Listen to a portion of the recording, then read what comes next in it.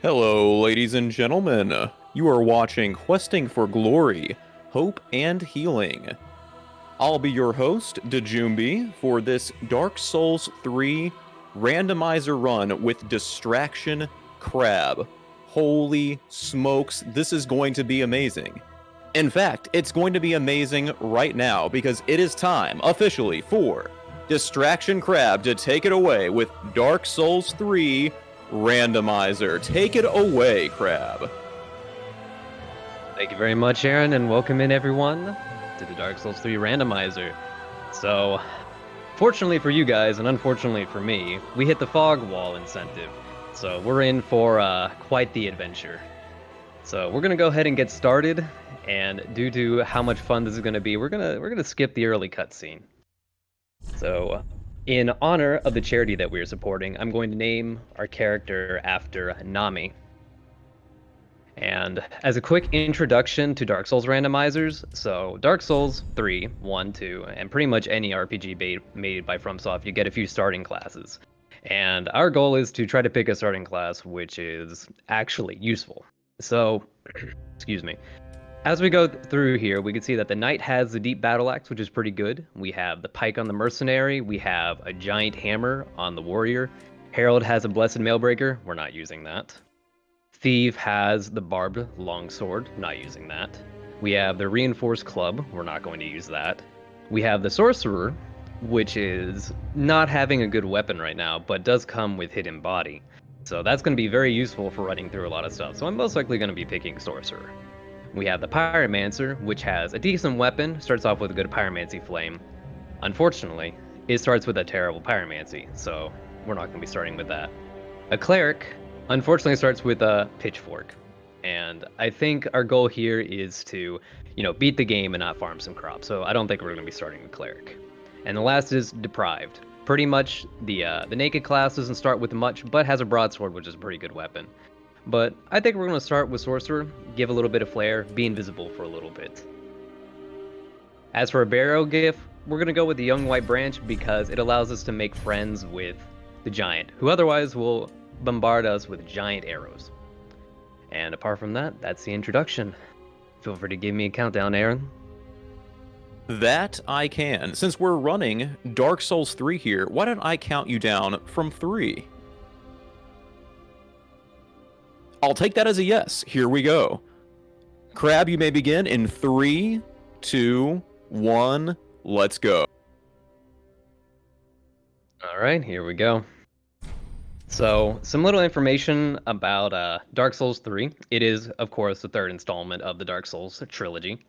It is quite a fun game. It has a lot of good RPG elements, hence why I submitted to Questing for Glory, Hope and Healing. But it also has a lot of good action mechanics as well. So if you like RPGs and you like action games, this would be a good game for you to play. On top of this, if you're familiar with, I would say, the Final Fantasy 1 randomizer, the progression of this game becomes a lot more similar to that style of game in terms of its key items. It's not extremely complex logic-wise, but it does open up various areas which can have different depth. And similar to probably Floor Randomizer for a recent update in the Final Fantasy 1 randomizer, Fogwall Randomizer has similar functionality as... Oh, this weapon is not good, because I'm not doing anything. Lovely. Alright, let's see where we go. Now for Fogwall Randomizers, it's essentially an entrance randomizer, but... Uh-oh, nope. But however, we take advantage of fog walls, which are normally used to separate different sections of the game in terms of... Oh, okay, we can do a skip here. In terms of PvP, summons, and other online mechanics. And here, we're able to take advantage of a quick skip to get up here. So normally this is not in logic, but it's a fairly minor skip. Just takes advantage of some of the fun physics that this game has to offer.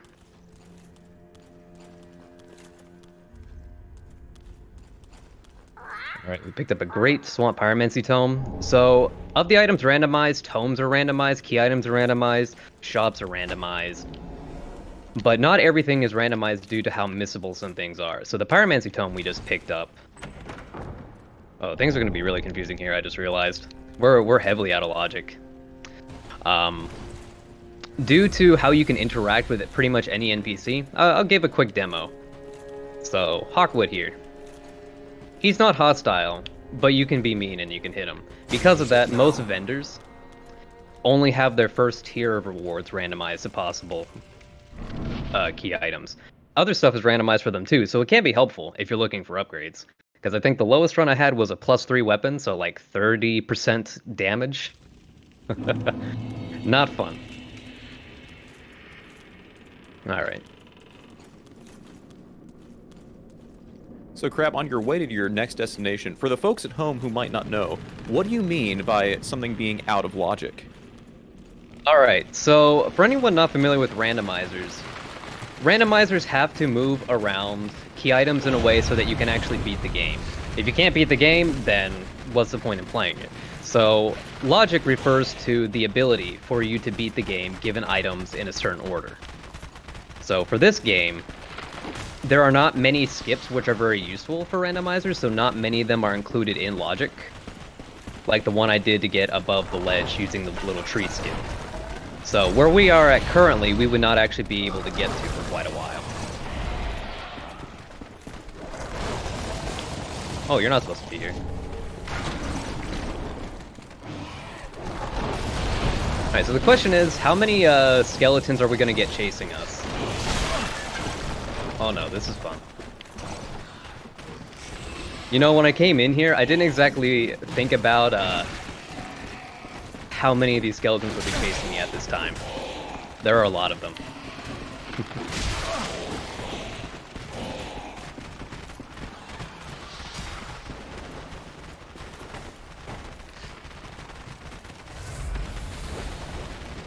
And we have a comment in the chat.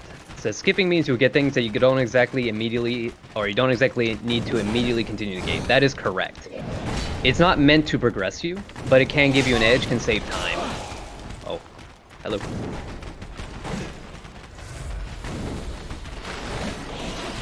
Another question from the chat. Does going back to the same fog gate lead you to the same spot? Yes.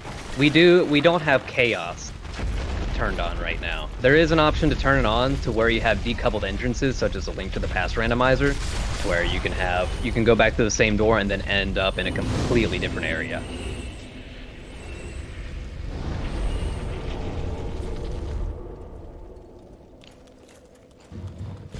Crab, do you have a moment for a rather hefty donation that's just come in? Oh yes, please feel free to. We have $200 from, and forgive me for probably mispronouncing this name, but the Countess, or perhaps the Counts. Hopefully one of those was right. And they say, once again, throwing my Twitch pennies toward a better cause, subjecting chat to Pacticle's singing. Enjoy? Question mark? Oh, I know I'll be enjoying. Alright, as we progress our way through the Catacombs is not a very dense area for items. So we've already picked up a few of the major key items as we're running through here. We only have 2 more left, and as we go up here, we're not going to have any more item locations, nor will we be able to escape. Oh, hello. The location, because normally the exit to this... Okay, there it goes. Is sealed off by a boss fight, which we cannot access from this direction.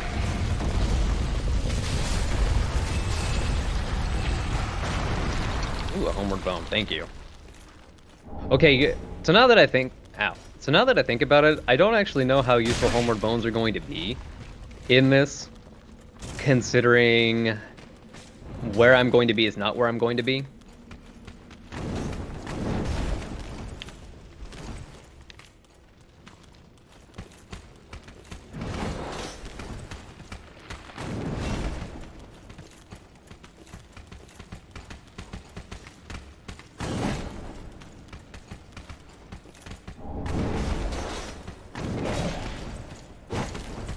I believe we picked up a Covenant item right there. Busy fleeing from my life.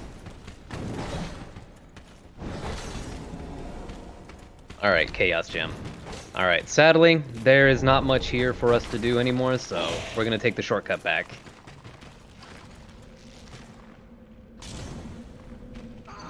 Alright, so from this point, so we did a logic skip. The logic skip only gives us one more possible location to check. But we cannot travel normally until we get the coiled sword. So, for a couple comments in the chat about me missing an item, not every location is going to have a possible key item. There's quite a few different settings. If you want a really complex run, where you want to shuffle everything, that is absolutely possible to do. However, Dark Souls 3 has over 1,000 separate item locations, which can be quite difficult to get and can be quite slow to get, which I prefer not to do fully shuffled. Oh, hello, teleporting dogs.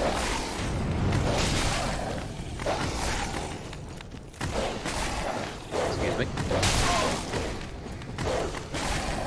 But the settings that we're using, we have the key items restricted to a possible set of locations. And those items include healing locations, they include key item locations, pyromancy tome locations, boss drops, treasure chests. But does not include crystal lizards, does not include mini bosses, and does not include arbitrary locations. Another question from the chat, are bosses randomized? No. Due to Fogwall Randomizer, enemy randomizer is not nearly as interesting as it might be with Fogwall Randomizer attached, at least in my opinion. So we mostly just run item plus Fogwall Randomizer, and then we'll get to sneaking up on Pontiff eventually. How many of them is compared to the thousands of fully shuffled? Roughly 200. If you want a good estimate for like how slow this takes? Ooh. Okay, so we're in here now.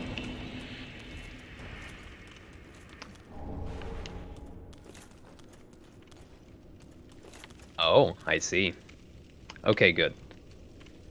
For a good estimate on how long this can take, the Sekiro randomizer, which came out by the same developer as the DS3 randomizer, the fully shuffled run for that can take on average 2.5 hours, with the fastest run that I've done on that being about... Oh, hold on. Being about 1 hour and 40 minutes. Where Dark Souls 3, like, even slow mode. I'm gonna throw a firebomb up there. So never mind, we gotta go back. We're gonna do this skip again. This takes about 2.5 hours just for race mode settings. And it can take about 5 hours, including, Thank you. 5 hours, including some of the extra options. So, fully shuffled would approximately take about 7 hours to do in its entirety. Alright, answering another question from the chat. Does it include DLC? Yes. For Fogwall Randomizer, you pretty much have to include DLC. You're pretty much required to, because of the different locations for you to go. So, we will eventually be getting to Dreadkeep, we will be eventually getting to Ashes of Ariandel, and the other locations as well. Excusez-moi. So about how long has the Dark Souls 3 randomizer been a thing, Crab? That's a good question. So the static item randomizer, which is what this one is, there's a couple randomizers for this, originally came out, I think, a couple years ago, but had a recent update after I worked with the developer on the Sekiro randomizer, who also worked on this one, to add the code from the Sekiro randomizer to this. So it's been, I think the update happened roughly around May of this year. Remember I said about fun Dark Souls physics? I can't get enough height on the tree. There we go. And answer another question from the chat. Will I be using this weapon the whole time? Hopefully not.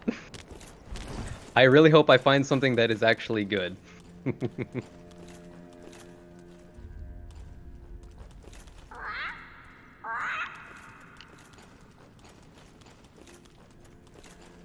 Alright, we're back in Firelink.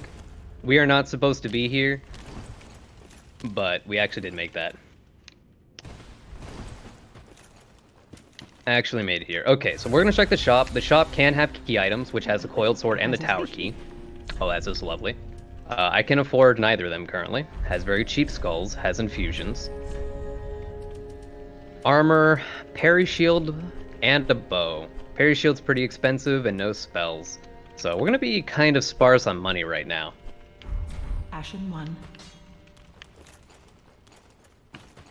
We have another question from chat asking me if I've ever done a no-hit run. Yes, I've completed 2 of them. I've done Dark Souls 3 any percent and Mortal Shell damageless. I've also worked on various other runs. My what we'll call my magnum opus for this run is I've worked on all enemies hitless in this game, which is about a 15 to 17 hour run, and my current PB for that is 7 hits.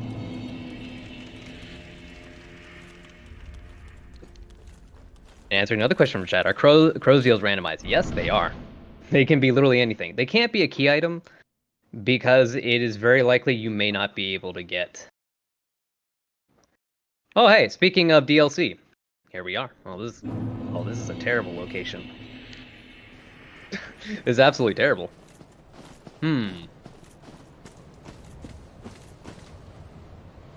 Okay.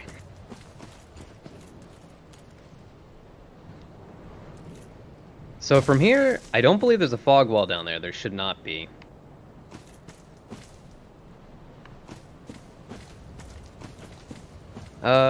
We might take a dip.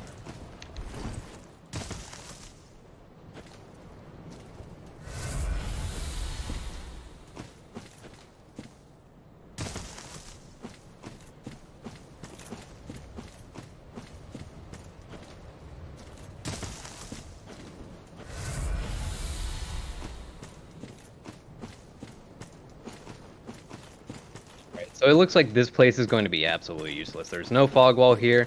Mad Pyromancer Dunnel won't do anything. Won't be able to give us anything. We do not have many bosses turned on. We're also not embered, therefore we can't take advantage of this. So, shortcut.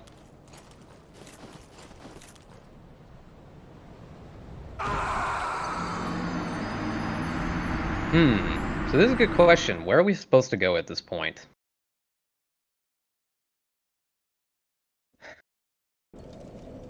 Alright, so we have this. We went backwards. Because we did... Oh, wait a minute. Maybe I'm incorrect about the Abyss Watchers thing. There might be a fog wall between that, but I don't... No, there shouldn't be.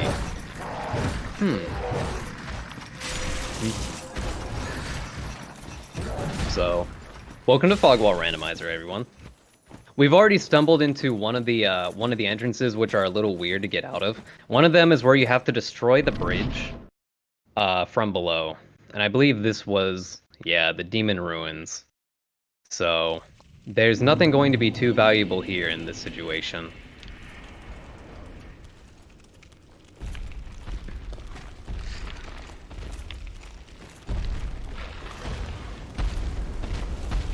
Got in. Do we accomplish anything yet? The answer is no. And here's what we need to do. Marathon RNG? Yep. Marathon RNG, definitely.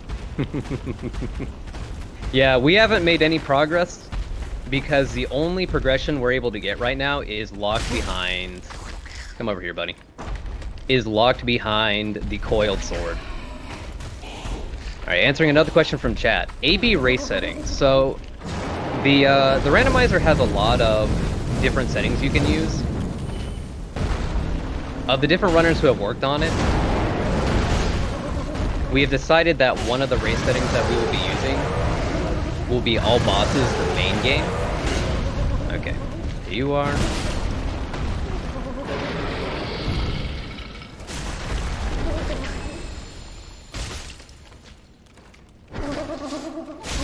Come on, give me a hug. Thank you.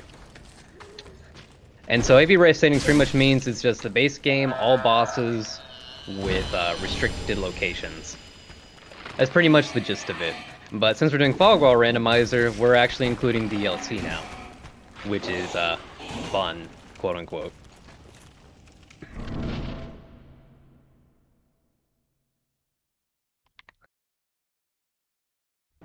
So now we need to make it back to Firelink Keep. Our only current way of getting back to Firelink is through a weird location where we destroy the bridge from below, back in Catacombs.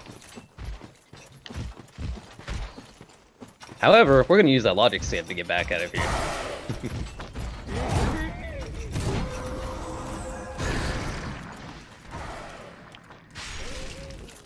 The closest way will be to go back through the main area, travel, because we still can't teleport.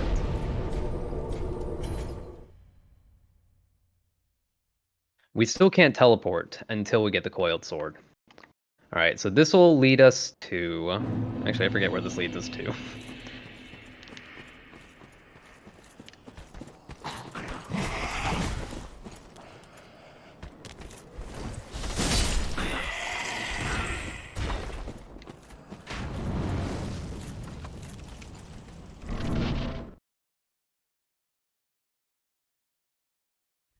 Here.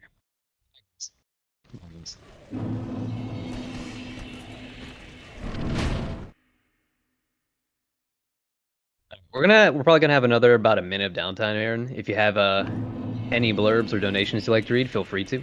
That sounds good to me. So I just want to remind everyone here that we are questing for glory, hope, and healing, and we are raising money for NAMI, the National Alliance on Mental Illness. And NAMI is the nation's largest grassroots mental health organization, whose work focus is on 3 pillars: education and support, awareness, and advocacy. Now, what does that mean? So by awareness, NAMI means that they participate in nationwide awareness opportunities like Mental Health Month, Suicide Prevention Month, and Mental Illness Awareness Month. NAMI has partnerships with a wide range of companies and organizations, for example, Fox Sports and Google, that NAMI uses to get their name and mission in front of new audiences. Still got time for some more blurbs, Crab? Let's see if we get a teleport. So now we can travel, and we can travel to the Cathedral of the Deep, and then Cemetery of Ash. Feel free to. That sounds good. I do want to remind people at home that there are several prizes that you can win by donating during this marathon. So, of course, we have our grand prize that's going on throughout the marathon.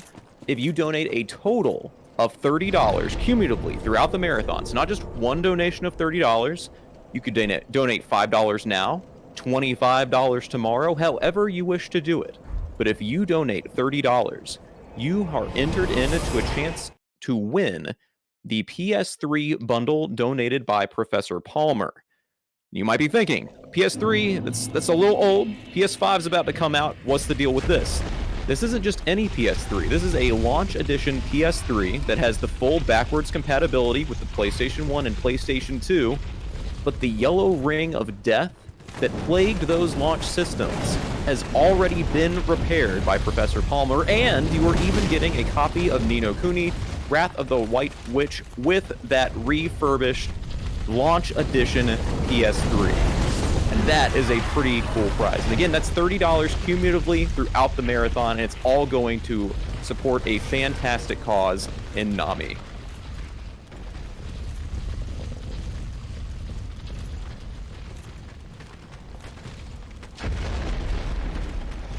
Excellent. Thank you very much, Aaron. Alright, as we kind of try to figure out where we're going, so we're actually in a very interesting and unique position right now, where either one of two things has happened. Either is possible we got soft locked, or we are completely funneled into one singular location. I'm erring on the side that we're not soft locked, because this I actually made a mistake with this. I don't remember where I did this, but last time I ran this fog wall was not here. So I think maybe I added a new option to there without realizing. So, mistake fixed, and now we're in the Grand Archives. So this elevator would take us down between the area... Actually, is it between the area? Yeah, it should be between the area between Dragon Slayer armor and the entrance to the Grand Archives. but instead it's a fog wall. And so where it does take us, who knows?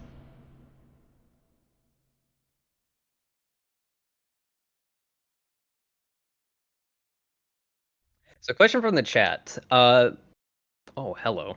The randomizer has logic to prevent soft locks. That is correct. However, it is entirely possible that a unique bug may have surfaced, because... Crab, what are you doing? Wait, what? What am I doing?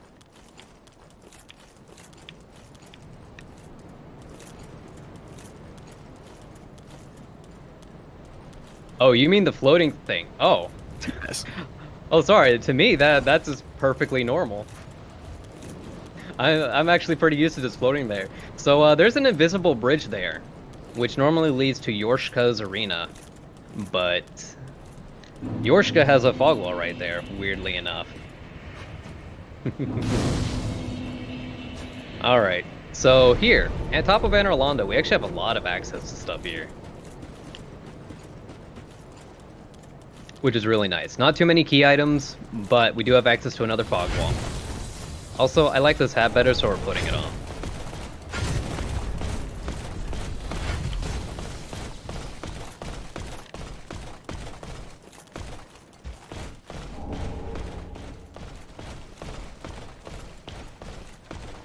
Alright, as we continue to progress through this, I don't think I finished my statement earlier about the soft locks.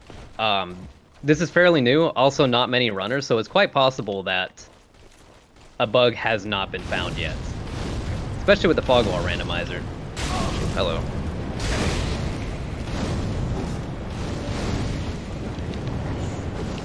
So it's entirely possible we might get soft locked. In case that happens, then... oh no, we'll die.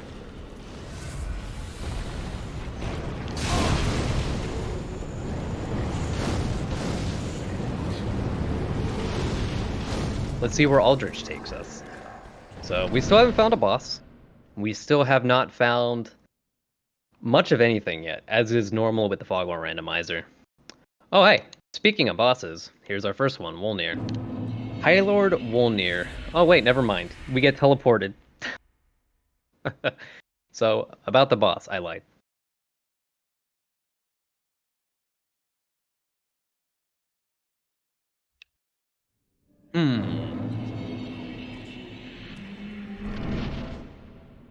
Okay, so the fog wall took us from the back teleport from Wolnir's stuff.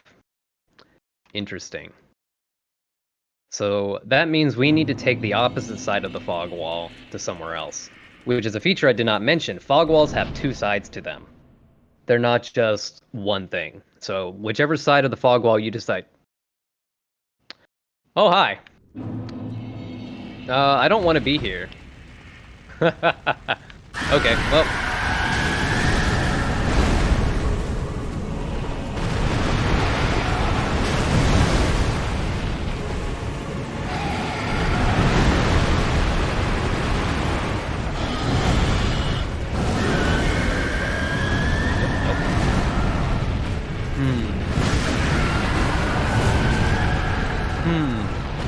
So while we run for our life, as we wait for a phase transition. So a question about, are these decoupled? The answer is no, they're not decoupled, but fog walls have two sides to them. And so this side just led us to a pure nightmare. Alright.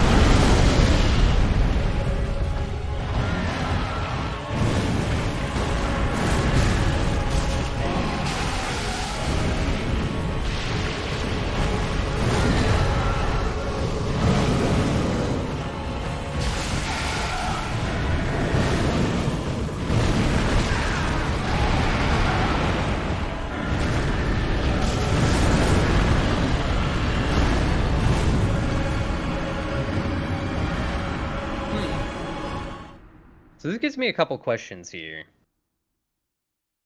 This kind of leads us to a dead end once we do this. So we're gonna save that for a little bit. We're gonna save that for like a little bit of a time. A little bit of time later when we have a little bit more life. Alright, so for Anor Londo, and I should be smart and actually put down the elevator. We have 1 item location, 2 item locations, 3 item locations in the location in which we are in. We also have 2 fog walls that we can interact with, which lead into Pontiff's arena normally.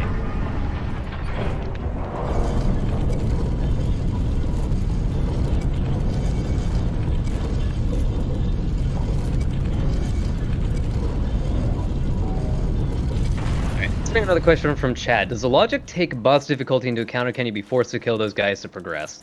So for those guys, there's no real way for them to really give us progression technically in terms of fog walls, but items they can. But fog wall randomization usually scales enemies. Usually.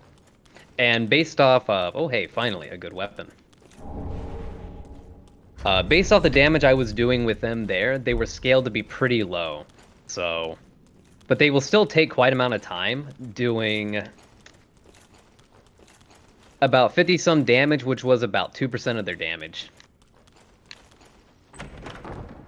However, so this is a fun little bug. I don't know if this bug pops up in DS3. I have not witnessed it, but in the Sekiro randomizer, for enemy scaling, Demon of Hatred, if you're familiar with that, the longest and most annoying boss in the entire game, sometimes will fail to be scaled correctly. So you'll end up fighting Demon of Hatred on top of Ashina Castle with 1 attack power. Which is equivalent to, if you're not familiar with Sekiro, equivalent to pretty much fighting Gale with a dagger.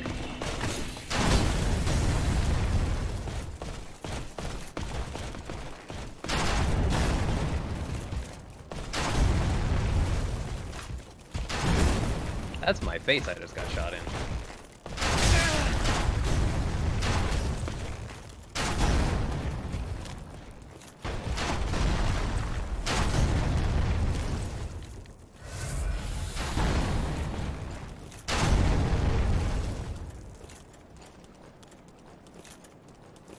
Another comment for Chad about that, or fighting Sephiroth at level 1. Yep.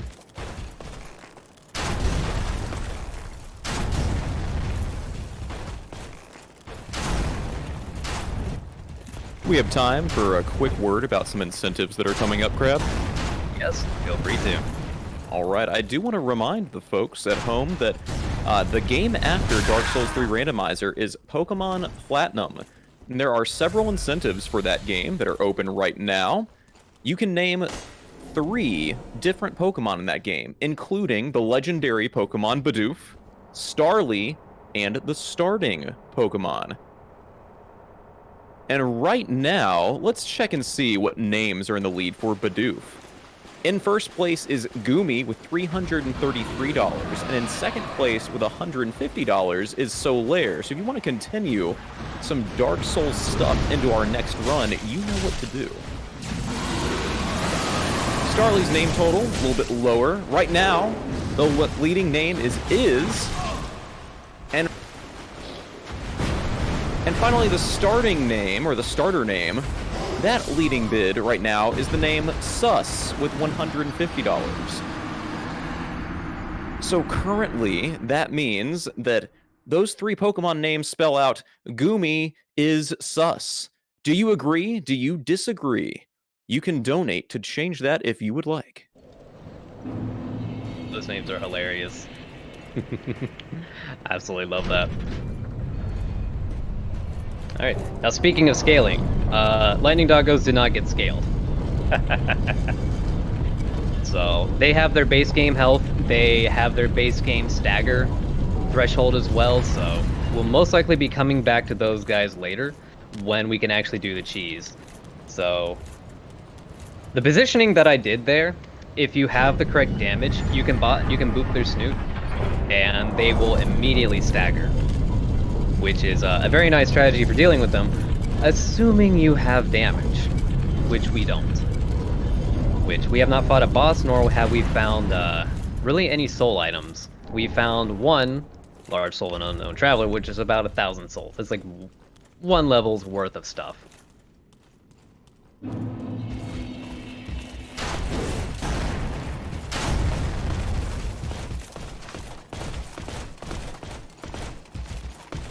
Away, we've got one more item location in this particular spot. And then we can move on from this location. We'll just need to keep very much in mind that we need to fight the lightning doggos.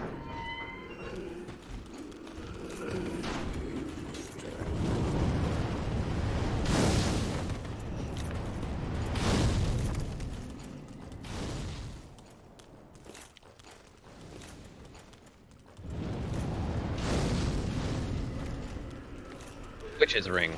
Alright, normally that location there is actually a ring itself. I believe it's Dark Stoneplate Ring, normally. And that is one of the possible key item locations we have. Right now, what I'm hoping for is less key items and more like, give me boss souls so I can level up, please.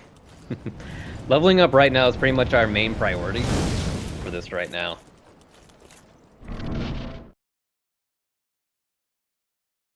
Oh hey, finally. Yeah, so this is the tutorial boss, actually. We actually found the tutorial boss.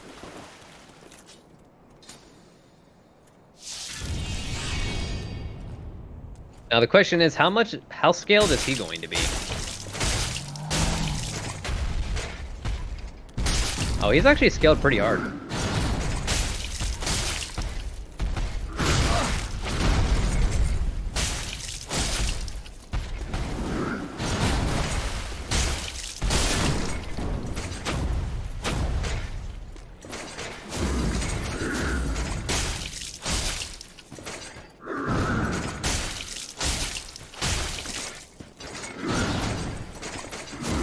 Like a quick comment, I actually am not very familiar with the shield. This shield has a parry, so I could have parried him. Where's the boss music? So boss music can get bugged sometimes with the fog wall randomizer, because for modding for fog walls, a lot of event scripting has to be changed to be able to work, and so it's quite possible that boss music ends up getting disabled by accident. And that's most likely what happened here.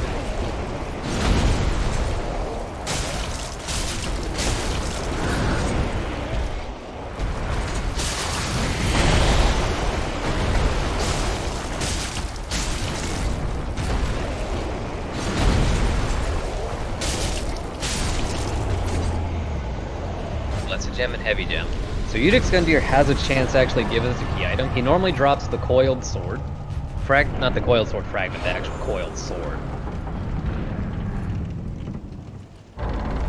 But however, this time he only dropped essentially garbage. A heavy gem would actually be kind of nice. But that's not going to be usable until we can find the Pharaon Coal to be able to upgrade our weapon.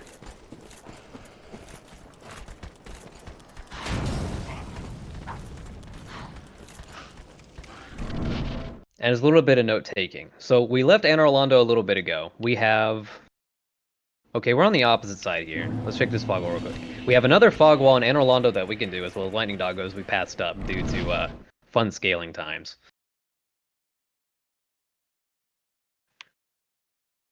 Oh, hello. This will be fun. See, Titanite scale.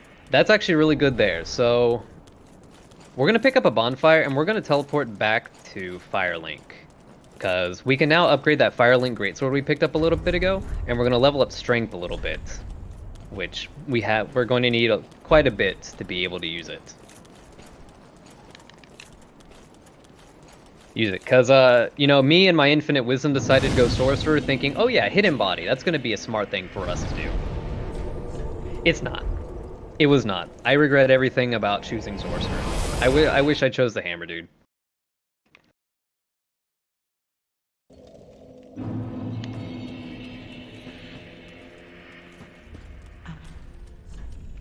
Alright, let's make sure we can actually level up correctly. We need a 10 faith and be able to two-hand. 6. Two-handing the weapon will give us a 50% boost in strength, so it'll give us a total of 18 strength, which is not enough to wield the Firelink Greatsword yet. So, we're still lacking on damage right now. Mostly, we're kind of scurrying through trying not to die. And we're about to run by the big gauntlet of death. which I think I mentioned this before during a comment about hitless. This gauntlet is really fun when doing all enemies hitless. It is, it's a blast. Titanite slab. Oh, that didn't hurt nearly as much as I expected it to. So a question from chat. What kind of attribute scaling is going to be my primary? So right now, the best weapon we have found is the Firelink Greatsword, which pretty much scales off of strength and dex. So I can show it off real quick. It has a D-scaling in dex and dexterity.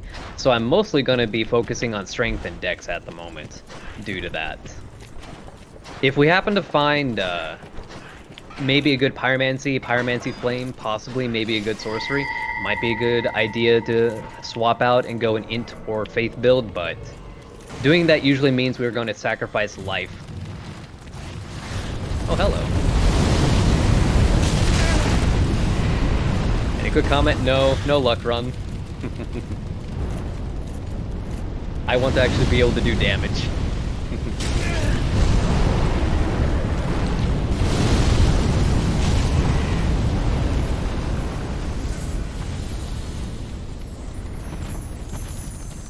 Tears of Denial. We're sitting at 2 attunement slots since we started with Sorcerer, so we can actually equip that. And if we get 15 Faith, we will be able to use that, which is actually a really nice spell to have in general for this type of thing. It's also, as a fun fact, for anyone familiar with the normal speedruns of this, ow. Ow. Tears of Denial is often used for a death cam glitch, which allows you to skip many different locations and saves a lot of time in the normal speedrun. Unfortunately for us, we run glitchless rules for this, so no Tears of Denial skip for us.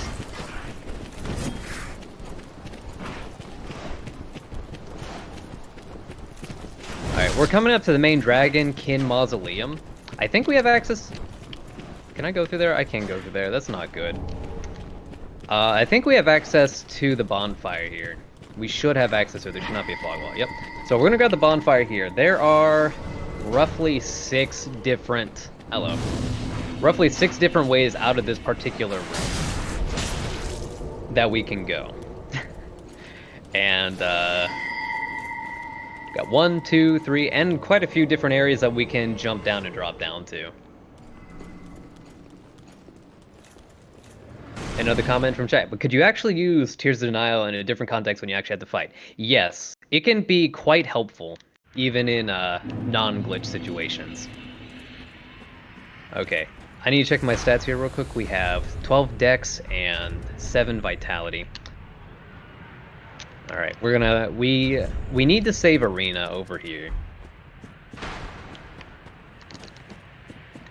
So we're gonna do a quick drop there. Remove all our armor because fall damage is calculated based off dex and current equipment load as well as vitality. So we remove our armor to take less fall damage and be able to survive so we can save Arena.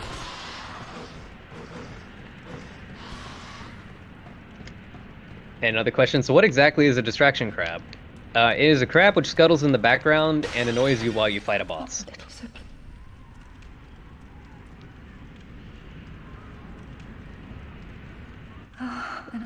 Alright, so Arena's going to be our first vendor that we're going to save. So Arena has a pretty cool storyline when you do her quest line. If you go the good route, she ends up becoming a firekeeper.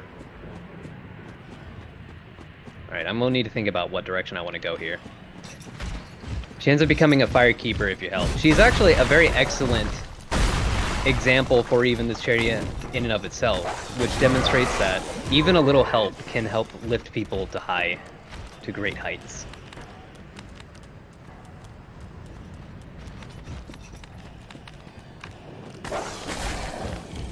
Alright, so coming up here, we have a bonfire. We have Cornix, which is the Pyromancer trainer, which we'll be saving. He can have a possible key item. We have the Fire Clutch Ring location, which is coming up pretty soon as well, which can also be another item location. So from here, we're not going to have too much more that we can do because both doors which lead out of this section of the Undead settlement are currently closed, and there is no way for us to be able to make it over there.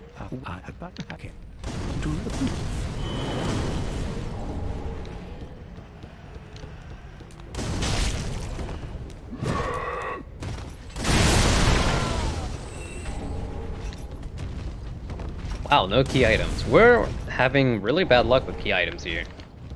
Alright, we have one more key item location, which is the Poison Bite Ring normally. And that is guarded by the giant rat in the sewers. Oh, hi guys. Let's see. Can you be nice? Bad puppy. Can you fit? Nope. Perfect.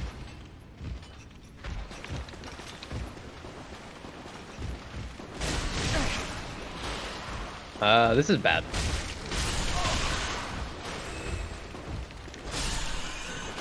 So rats have a possibility of doing an instant attack, which means I cannot stay too close to them, otherwise I risk death there. Okay, fire bombs.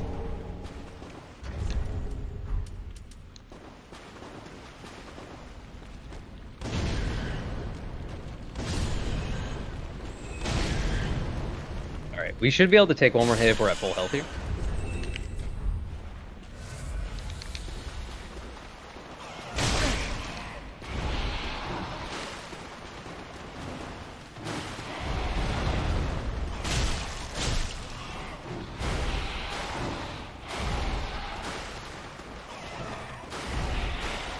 Dangers of Fog Wall Randomizer. I have no damage whatsoever. Okay, we have a Titanite Shard from them, which isn't going to be too helpful.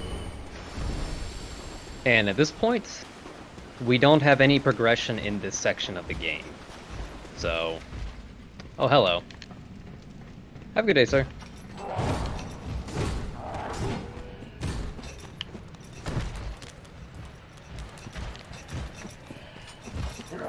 Alright, so we're going to return from whence we came.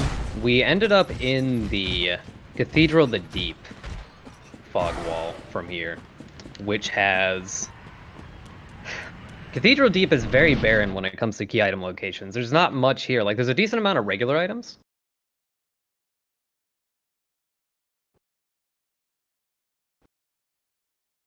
Hey, Aaron, are you still there? I just had a crash. All right, it looks like we are having just a couple of technical difficulties here with the Dark Souls 3 run. So in the meantime, I do have one donation to get to from Kurlon TV for $5.33. With no donation comment, but thank you very much, Kurlon TV, for that. And with that, that actually brings us up to our current place in terms of our donations. Although, I stand corrected, we have $1 from Kaios. And they say, hi, spirits, I'm here to not let you get bored, smiley face. Donation to Death End Request 2. VA. Thank you very much with for the that, donation. we are caught up on donations, and it looks like DistractionCrab, are you back? Yes, we are back. So, quick comment on the crashes there. The crashes can happen from time to time. They're not uncommon. It's mostly because FromSoft uses their own game engine, which has it has a reputation, we'll say that. Alright, answering a question from chat. Am I looking for any particular key item that could be helpful? Mostly I'm looking for damage upgrades at the moment. Right now, key items are not the most valuable in Fogwall Randomizer until we start exhausting our locations. Because most key items don't really lead to much in Fogwall Randomizer. Unless you can find places like the dungeon, which has like 5 different locations locked behind a few different keys.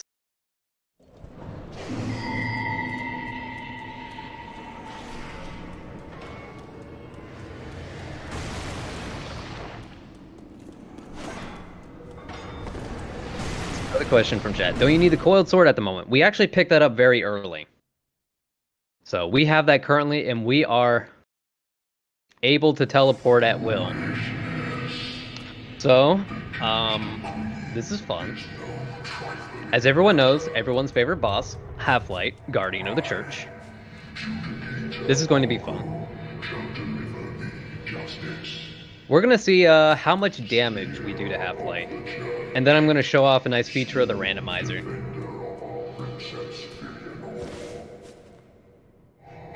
So for anyone who's not initiated when it comes to Dark Souls, this is one of the least liked fights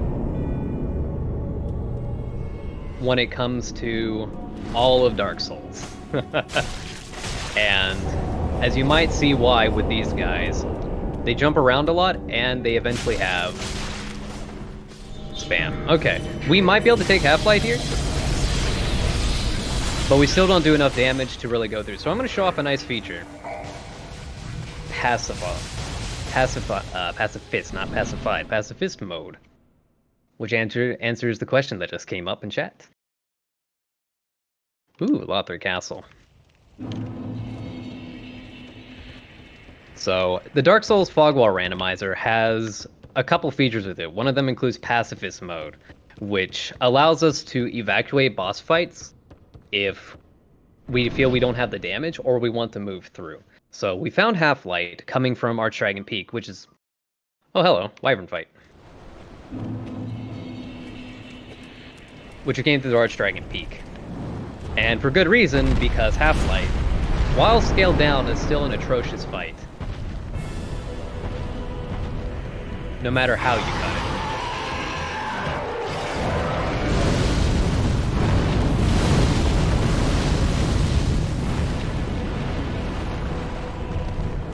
Move. And now for the best boss in the game.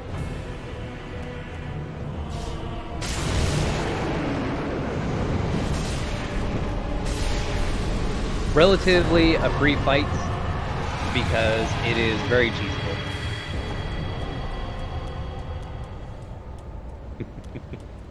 So, for anyone not familiar with this boss normally is a gauntlet boss. You have to fight through or run by various amounts of enemies and various other traps while fighting the boss at the same time to make it to where we happen to pop out of and get lucky and be able to take the boss out immediately. Or you can fight the boss normally. So, if you're familiar with the speedruns, they do something called Chain Snake Skip, which pretty much allows you to skip that boss entirely, for the most part, but can be kind of annoying to set up. Which, essentially, you go to the right, do a particular jump, and then you can do a plunging attack on its head, which is quite nice.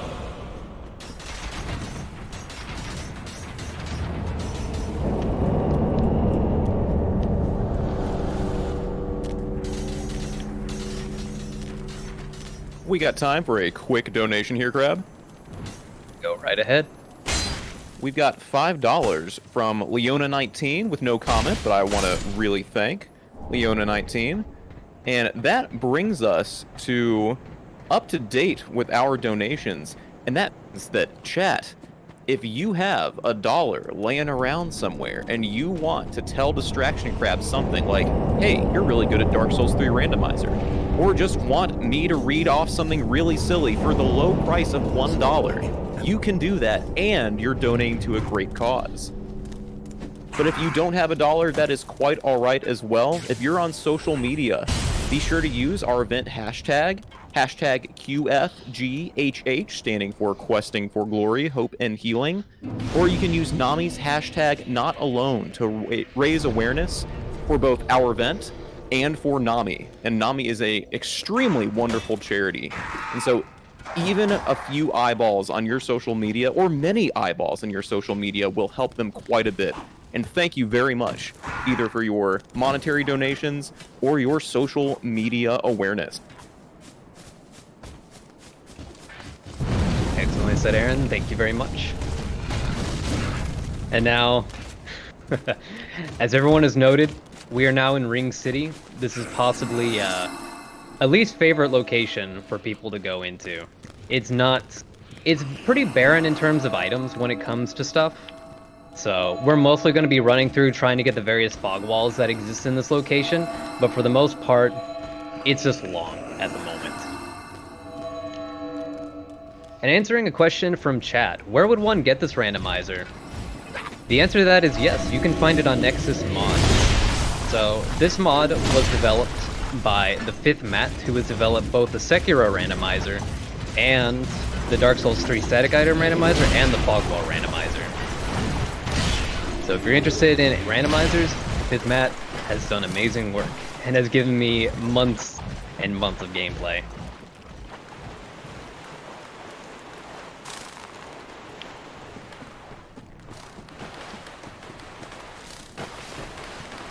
Alright, so we're gonna have a little fun here. So normally in the speedrun, you skip this section entirely. There is something called Partake Skip, which effectively skips this entire section by taking a death cam view.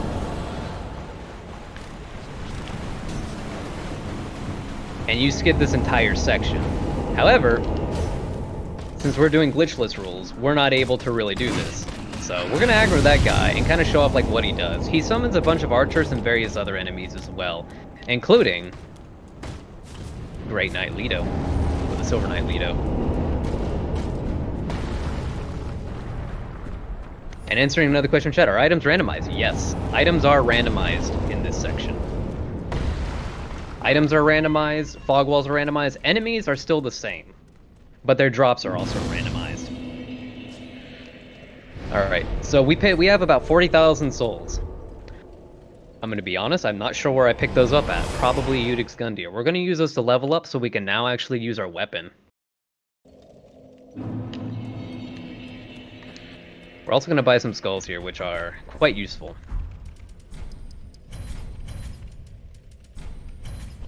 Oh, the Wyvern dropped. Ashen 1. Thank you. I forget. That guy's actually a boss.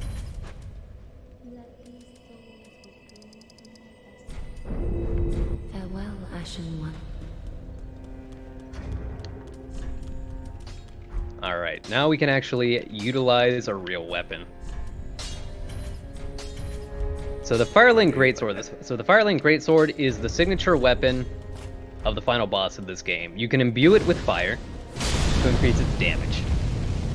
It's a fun weapon, and probably one of the better weapons to pick up early on in the game. So, since we're doing Fog Wall Randomizer, the strategies and the routing is very different when it comes to this, where you want to check as many items as possible in the regular item randomizer.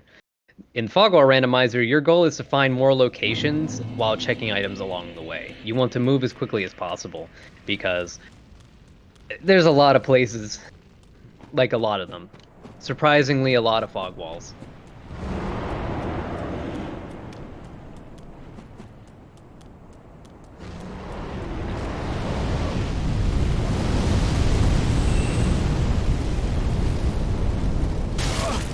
Up here, the dragon you see there is Dark Eater Midir.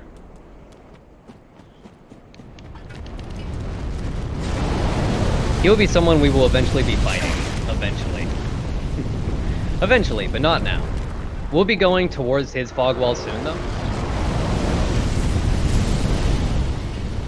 And we'll see where his arena will take us.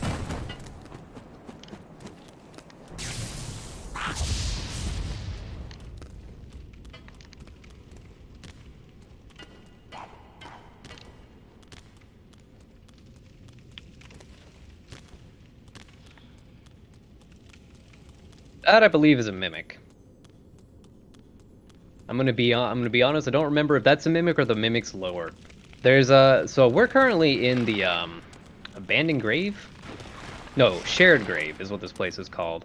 I'm gonna be honest, I don't know who shares the grave, but there's a lot of people, there's a lot of coffins in here. There's not really much in here. The most important feature is essentially the Moaning Knight, which can drop the Dark Mass, which we don't need.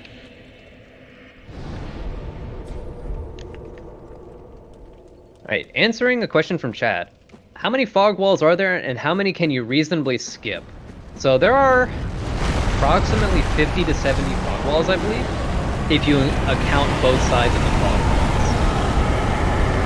Because both sides of the fog walls can take you to different places. But how many you can reasonably skip It depends very much on item distribution. Most of my runs have had to take me to most of this.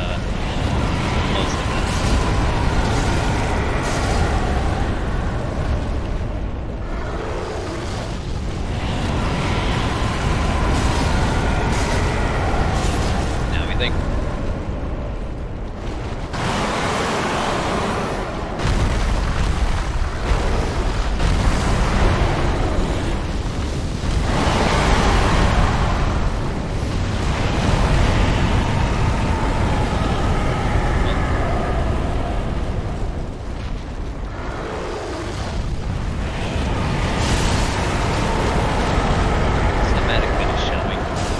So as I mentioned before, this game has scaling. So Midir has been scaled to be pretty low. Midir is heavily resistant to all forms of elemental damage, including lightning damage. And contrary to the fact that he's a dragon, which are very weak to lightning, he's decided no, he's more weak to physical attacks for whatever reason.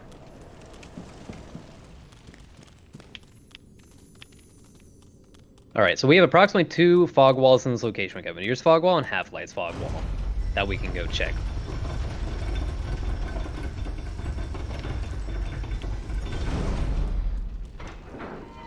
Alright, answering another question from chat. As someone who hasn't played Dark Souls, can the randomizer give a boss fire resistance? None of the resistances get changed in the randomizer. It is possible to change it through different modding tools, but bosses are kept mostly faithful to the original resistances.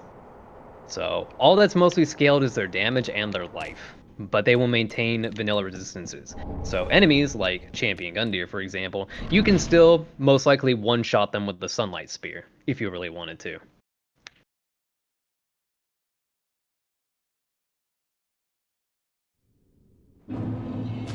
Hello again, Ashes of Ariandel. We're gonna pick up the bonfire here and go to a different location. So from here, we don't really have many fog walls to work with, nor many item locations. So this is going to be fairly barren for right now. So we will come back to this as needed. We will go check Half-Light's arena now.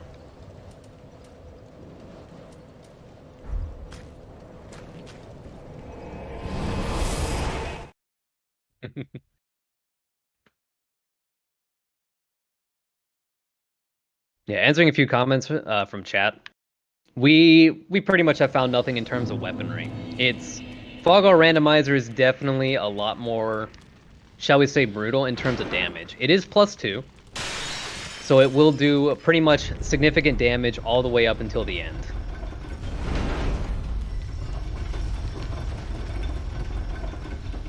So for now, it will pretty much solve all of our purposes. We don't need to worry too much about damage at the moment until we get to bosses, say like Yorm, which are immune to fire damage. So our damage will be about cut in half when we get there. Or if we're lucky, we'll find Storm Ruler. If we find Storm Ruler, Yorm the Giant will actually be taken care of pretty easily. But we may have to fight him without Storm Ruler. So, Crab, just to confirm something, that means that the scaling goes up each time you defeat a boss, is that right? The scaling is computed similarly to how the items are placed. So the algorithm, unlike, say, Link to the Past, which, from what I read in the Discord at one point, does a shuffling algorithm, where this does a distance algorithm to be able to compute a relative distance to where the item is to your progression in the game. So scaling is relative to the enemy's approximate distance in your run. Which actually contrasts a lot to a lot of the other randomizers, because unlike the other randomizers, which have a pretty good logic and chain of events here, there's a lot of locations which are not heavily influenced by the logic. So it's more oriented around giving you a quote-unquote interesting run. Rather than I don't know, what would you call a Final Fantasy 1 randomizer? Really fun and interesting. But would you say painful? I don't know, given some of the Final Fantasy 1 tournaments I've seen recently, yeah, painful seems like a good answer for some of that. Speaking of tournaments and races, are there any of those for the Dark Souls 3 randomizer community? Sadly, no. There are currently only really 2 runners for the Dark Souls 3 randomizer. Speed Souls is actually having a event that just started earlier today for what they're doing. But they, as far as I know, they don't have any randomizers going on, but they are having various Souls games and other things going on at the same time.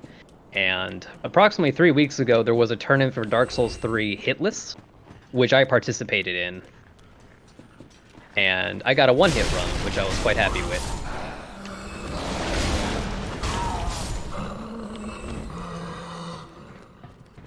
And also, commenting further on that, mentioning the Iron Gold tournament. The Iron Gold tournament is really interesting if you have any interest in Final Fantasy 1. I've been fairly addicted to those recently, and the Iron Gold is very interesting and very fun to watch.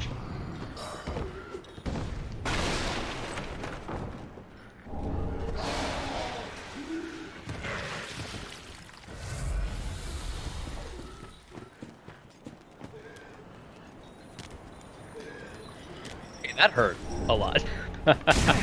Alright, so, was not expecting that little bullet to hurt that much. So that's the power of scaling. So normally, non-procced projectiles for homing soul mass don't usually do much more damage. They're usually very weak. However, and unfortunately for us, due to scaling, they do a lot more.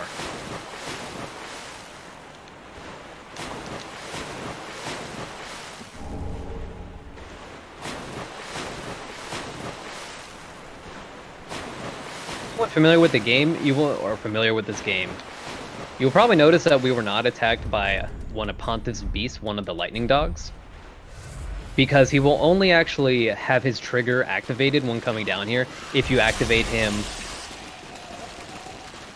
originally on the bridge that we just passed under, in which we eventually need to do that because he has a ring drop and he could have a key item, so eventually we'll have to fight him. But he's in a pretty weird location because the only way to get to him is to defeat Wolnir, which will open up the door to get to Irithyll, or we need to have the doll and do reverse Irithyll, which isn't too bad, but we don't have access to a lot of the shortcuts and other stuff.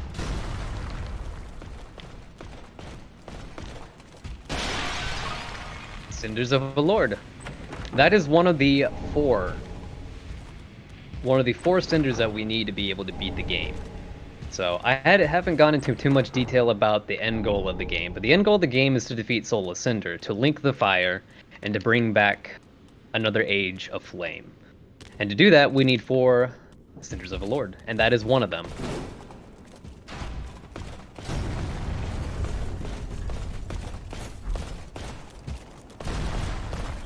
I believe we'll get invaded here by the Pale Shade of Londor.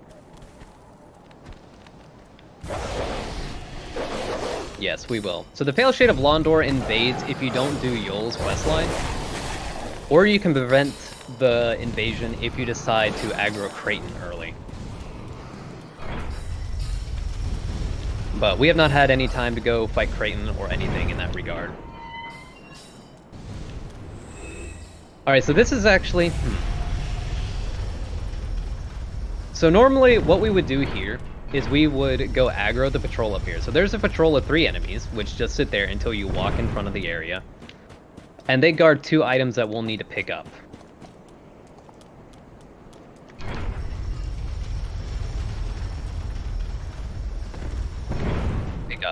But if they just sit there, you have 4 enemies just stabbing you in the face, which is not very fun. So what we're going to do is we're going to aggro them, force their patrol over, and we're going to grab the 2 ring locations before going into Pontiff's fog wall, because that will teleport us somewhere else and that will reset.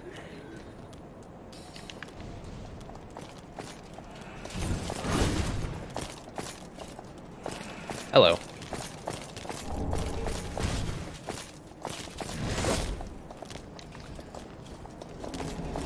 Alright, we are now safe to go into Pontiff, so neither of those items were really very useful or really very good. Nope. They did not move nearly as far as I thought they would have. But that's what happens if you try to get those items without proccing the patrol. The patrol is very body blocking as well as very aggressive.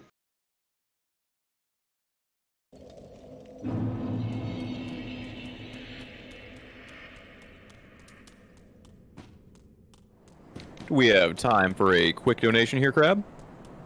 Yes, please. We've got $55 from Kat, who says, "Thanks, Nami, for all the work you do. And thanks for Questing for Glory team for raising so much money for such a great cause.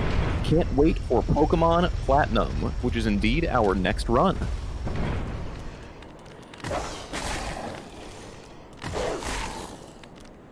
Excellent.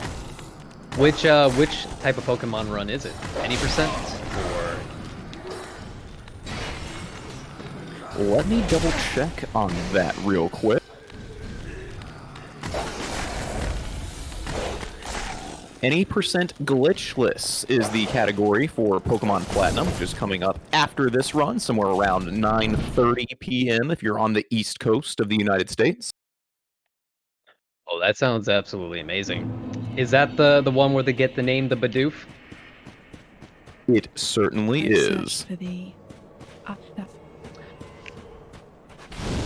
Excellent. So we found out this fog wall is pretty much useless, except it leads to Shira, Knight of Filianor, who is angry at you because, well, she's never happy with anyone. Unfortunately, she does not drop anything really of value, so we're gonna move on from here. And as far as I know, there's no way to clip through the wall to get to Gala's arena, which, as a fun note, if you go through Gale's arena through a different entrance, but don't go towards the other direction, his fight won't start.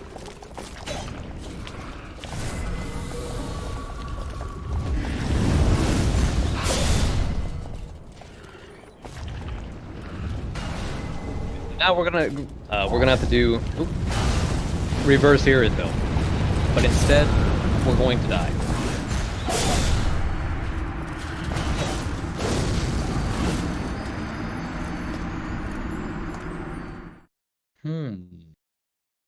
Checking the bridge fog wall. So the bridge fog wall is going to be very difficult for us to get to because we do not have the doll. But I want to prime the fog wall or the bonfire there to be able to go there very quickly. And that is the main goal for what we're doing here. There's not going to be really any items that we can take advantage of. And oddly enough, so this is a weird thing that I've noticed with Fog Wall Randomizer. Down here, there normally is a fog wall, and I don't mean this one. This one's fairly standard, but the one down there by the gate does not appear for this, which is very interesting. And Orlando. This is not helpful because Aldrich still lives, and so the elevators are not active. So for anyone who's done Dark Souls 1 Randomizer, and if you've done Fog Wall Randomizer for DS1, just like Smo and Ornstein, the elevators do not activate until you defeat the boss there.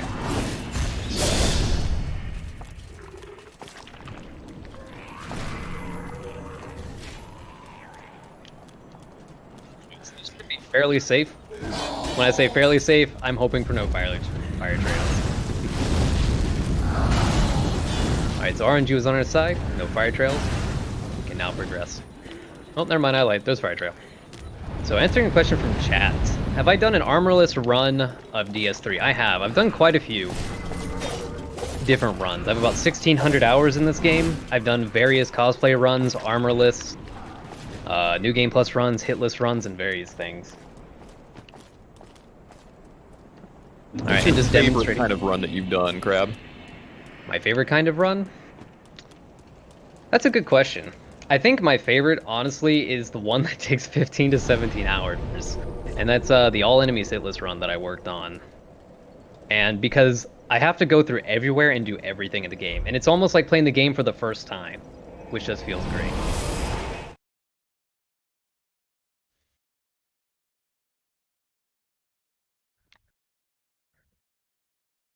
To go back towards a distant manor fog wall, so that'll take a little bit of time. And that's another question for chat. You ever succeed on the no-hit? I have succeeded on any percent for DS3 and damageless for Mortal Shell. My PB for all enemies hitless is 7 hits total, including DLC. And that's across 15 to 17 hours of nonsense. It's a fun run. And by fun, I mean you need to have a lot of time to kill.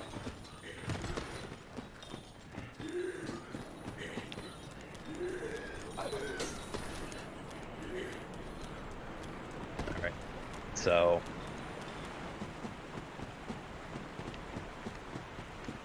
right now, we need to think about... oh, hello, there you are. Hey there, puppy. So, learn my lesson. He will show up here. How hard do you hit? Let's see. Be able to boop you?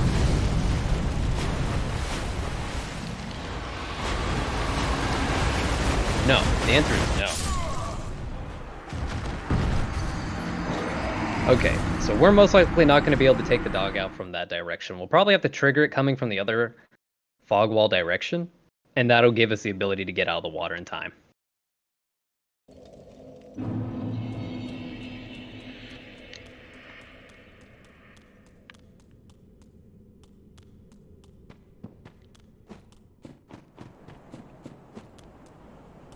Alright, answering another question. What is the most interesting way I remember playing?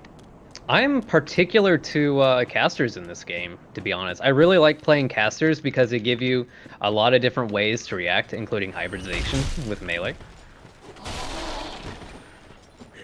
But Dark Souls 3 has so much working for it in terms of boss design, action design, and interactions that pretty much every way is fun to play and very interesting, except if you're playing with the whip.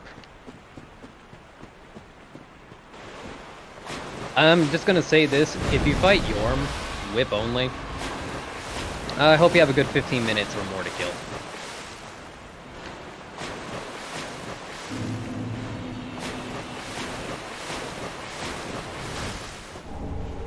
Alright, we will come back for Lightning Doggo here in a little bit. Let's see where this takes us.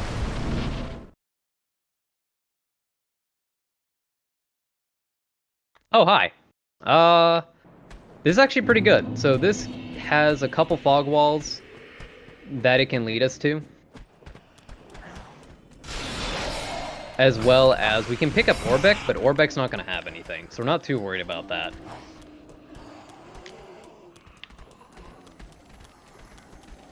Excuse me. Oh wow, okay, so you have about 50% more health.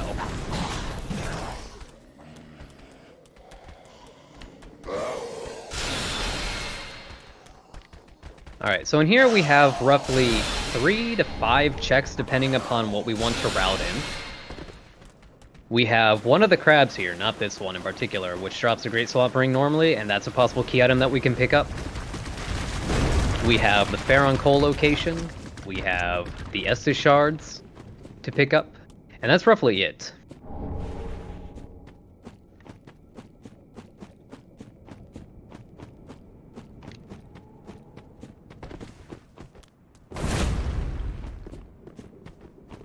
Leave these guys in the dust and move on to our next destination.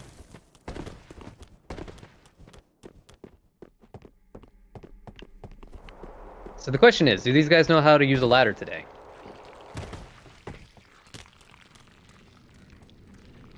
The answer is effectively yes.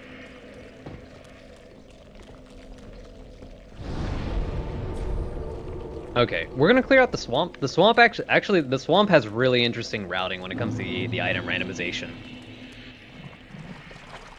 Compared to the normal speedrun, which goes to the normal torch first, here we tend to go around because we can't do a lot of saves and quits to get us through here. So we go around the normal way and then backtrack to pick up a lot of the back-end locations for stuff. That way we can easily route in an intentional death.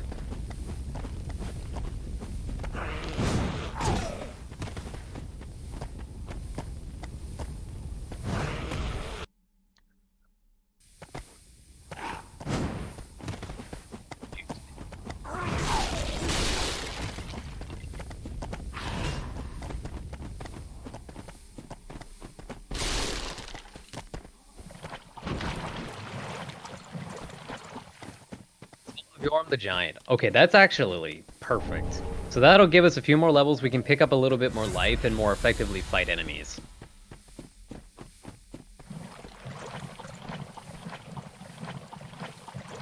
Now here I'm hoping, like, from a lot of these extra items here, that I'm hoping to find more Titanite scales. But we're only finding normal upgrades. We may end up swapping to another type of weapon in the near future, but however, we're going to be sticking with this for a bit. As a fun note, going around that fire right there prevents that guy from aggroing. If you go to the front of that fire and try to grab the item, you will aggro him.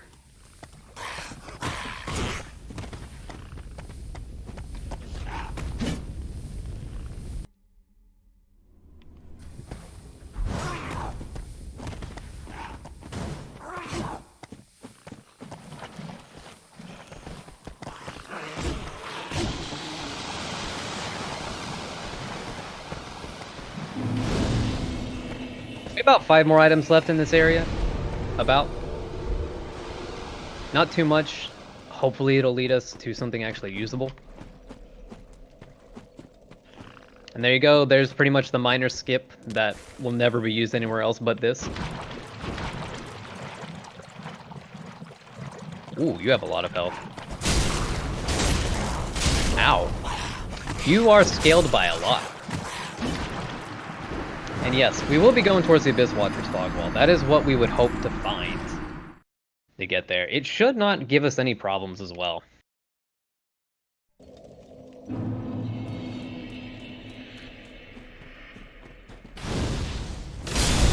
Alright, we're definitely going to be using that Yorm Soul here in a little bit to get a little bit more life. As we progress through this, enemies are becoming more and more difficult.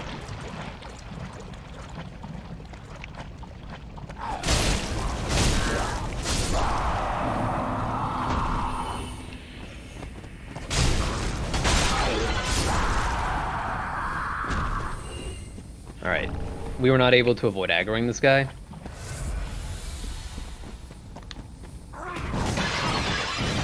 So we have to kill him. If we don't kill this guy, he'll chase us pretty much the entire swarm. Which, anyone who's familiar with the aggro radius and as well as the aggression range of these enemies knows pretty much these enemies will follow you for the entire map until they're just physically blocked and cannot move.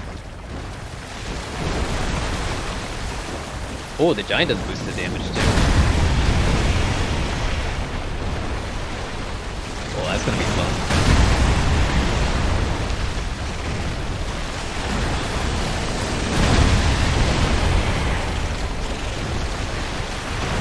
Titanite scale too. So we're on our way to having a +3 weapon.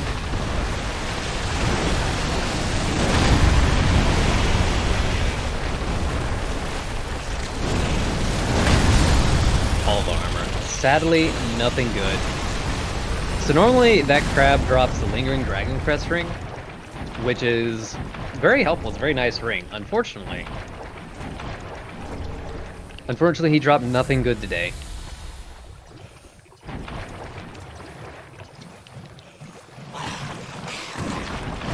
Ow.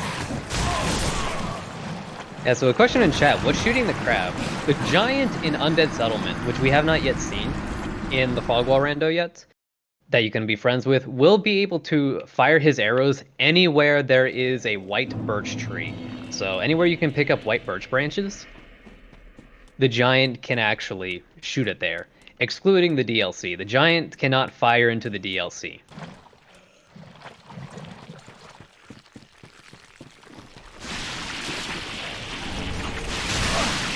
Don't let me, just magic pixel. If I may cut in for a hot second here, DistractionCrab. Feel free to.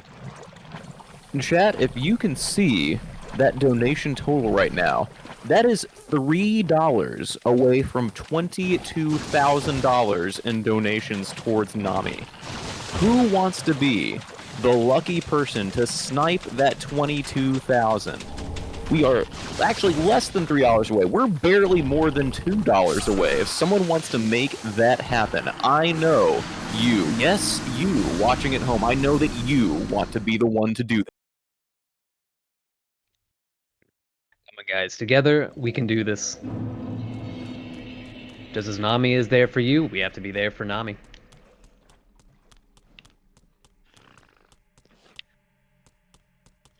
Alright, so we took kind of an unfortunate death there. Those basilisks which curse you very rarely ever get around to reaching you. It's actually very uncommon to ever get cursed there. But fortunately, unlike Dark Souls 1 and Dark Souls 2, which cut your health every time you die or get cursed, we just take a death, which will probably lose us maybe a minute. Not too much time, just about a minute, as we have to run back to the candle on the right-hand side of the swamp.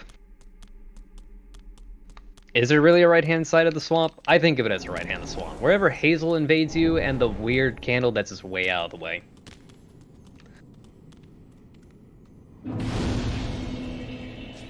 Okay, so about to keep runes. We got a question. Is Curse like Frenzy? No. Frenzy's more like Bleed in DS3. So Frenzy in Bloodborne is essentially a blood loss, which causes massive damage. In Bloodborne, it's like 70% of your health. And here, it is a variable fixed amount of damage plus 15% of your health.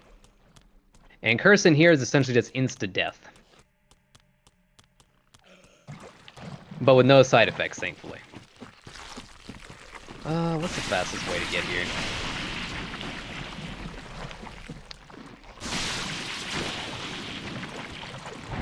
Fastest way to be able to go through the Elder Group. Hopefully we don't die.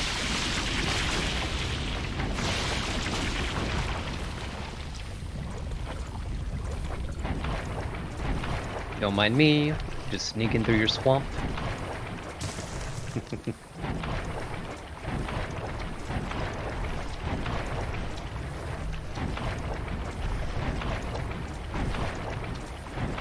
Crab, while you're sneaking, do we have some time to talk about some other prizes going on right now?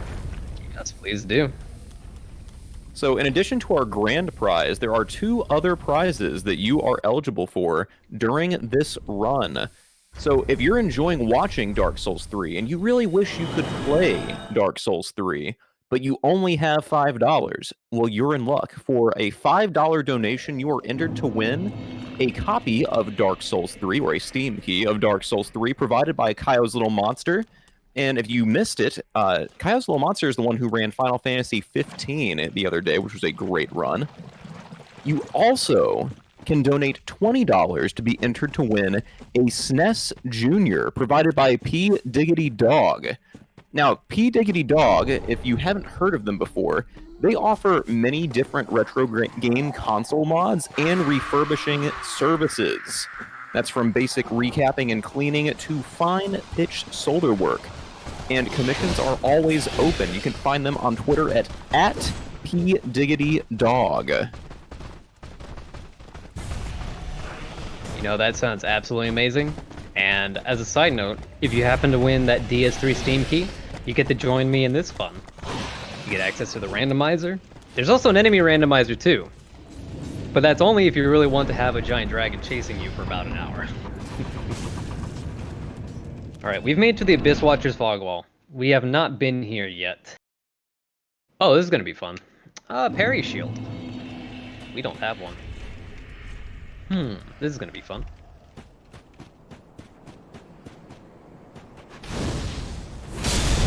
Alright, for anyone who does not know, Champion Gundyr is one of the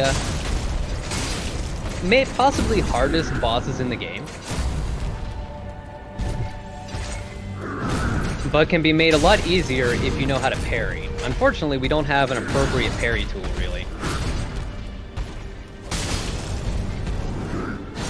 which can make this fight take a decent amount of time. But as a side note, he is also the boss which does the most amount of DPS between all of the bosses in the game, and can actually stand toe-to-toe with the DLC bosses, which have roughly 3 times the amount of health.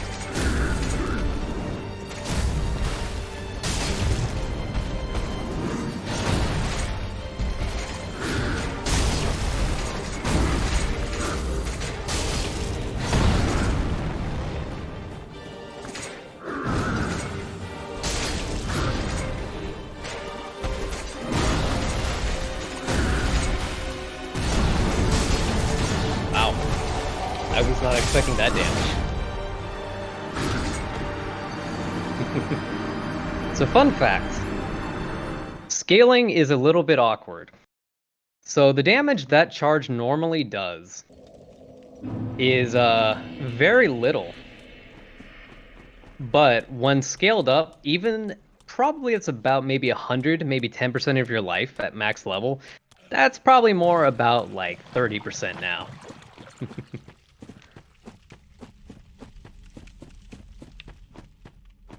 Crab, while you're running, do we have some time for some donations?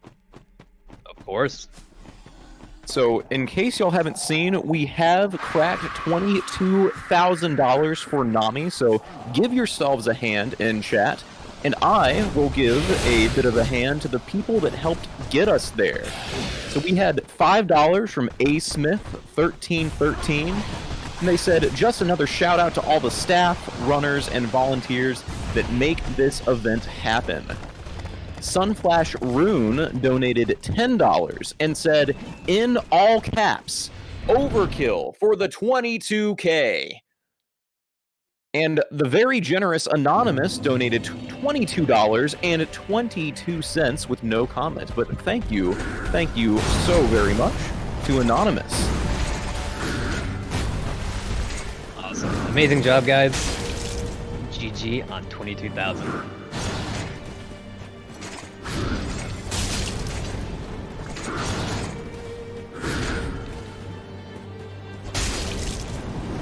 Alright, so he does a little bit more damage than what I originally expected, so I'm going to play a little bit more carefully. Just a wee bit more carefully.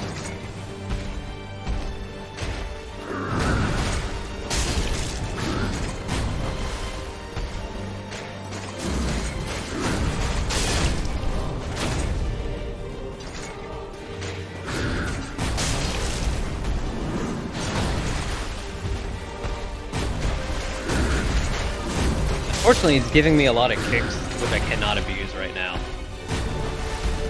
So fun fact about the AI of Dark Souls, they often have like little counters which prevent them from doing many moves in a row. So for example, if he kicks, he's most likely not going to combo the next move with a kick.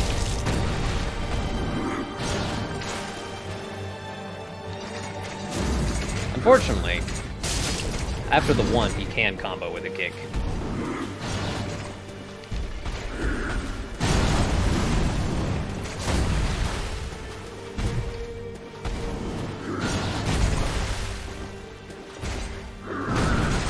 Alright, we're about into phase 2 again.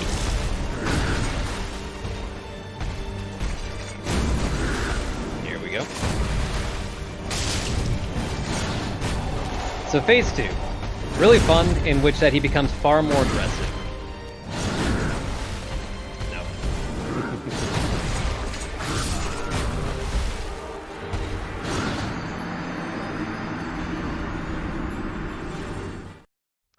So a couple questions about doing parries in this game. So we're going to come back to this just for the sake of doing more damage. So for parries in Dark Souls 3,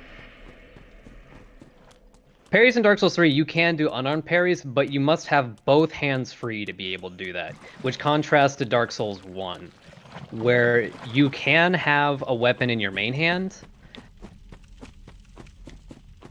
to be able to parry. Unfortunately, due to the fact that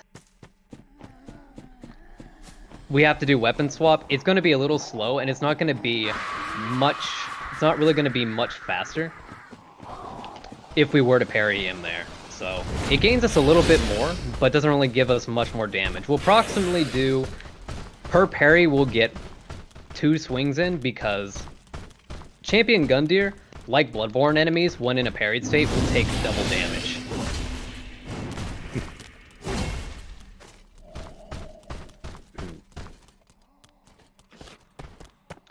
So, essentially like mechanical differences for parrying.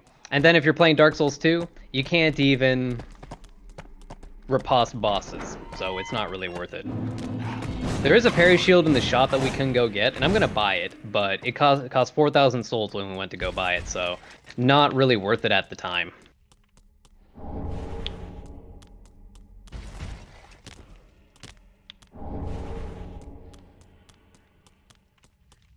Estus Shard. Alright, we have one more fog wall to check in the swamp. And that goes up towards the Road of Sacrifices. So what we're going to do, we're going to spend Yorm Souls to get a little bit of life. We're actually pretty good on damage right now, for the most part.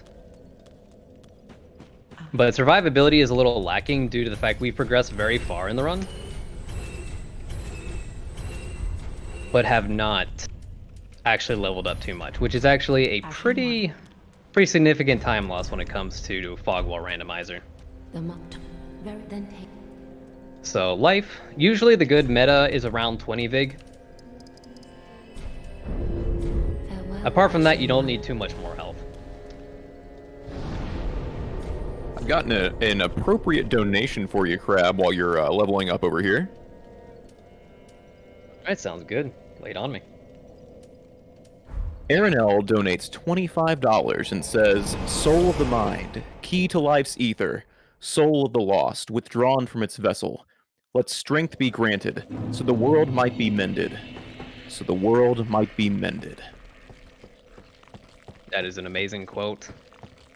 That quote is from Demon Souls, coming up with a new remake coming out for it. Demon Souls is an amazing game, also has a randomizer for it as well.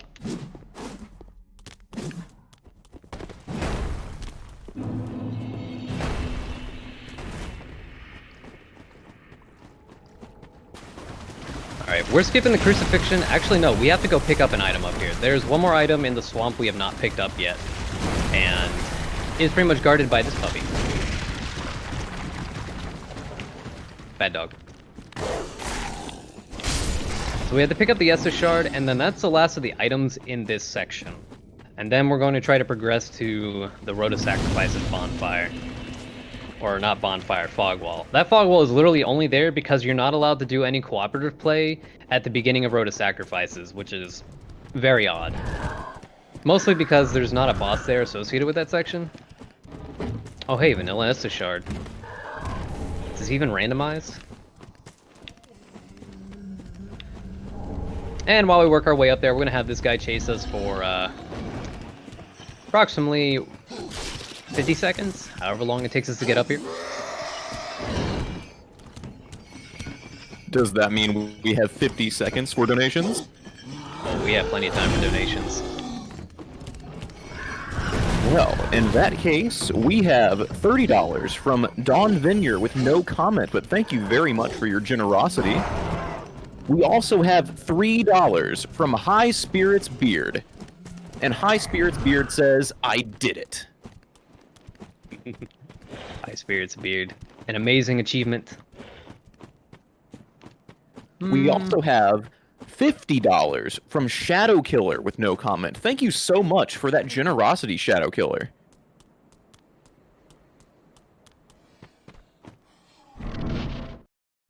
Let's bring a question from chat. What about risk invasion if you get your embered after a boss fight?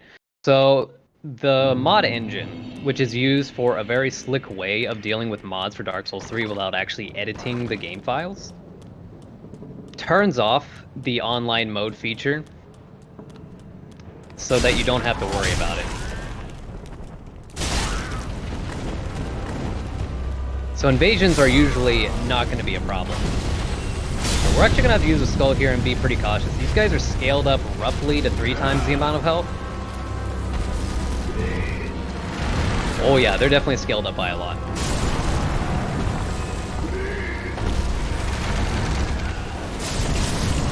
The tree, however, is not really scaled up by a ton.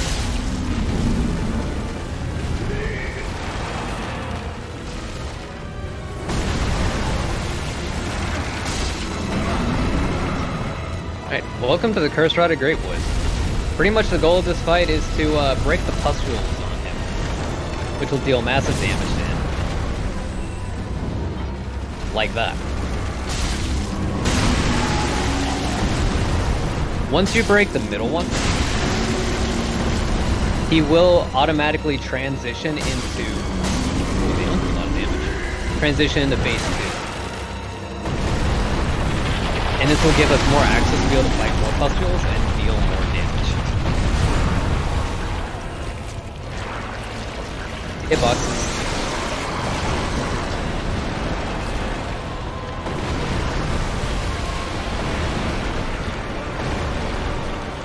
I mentioned fun Dark Souls physics before. Swipe weapons and other sort of weapon attacks can actually have quite a bit of difficulty hitting these.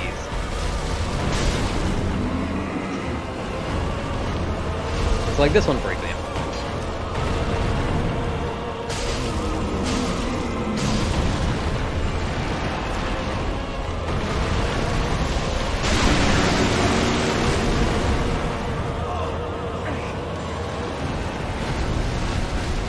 That's significantly a different amount of damage.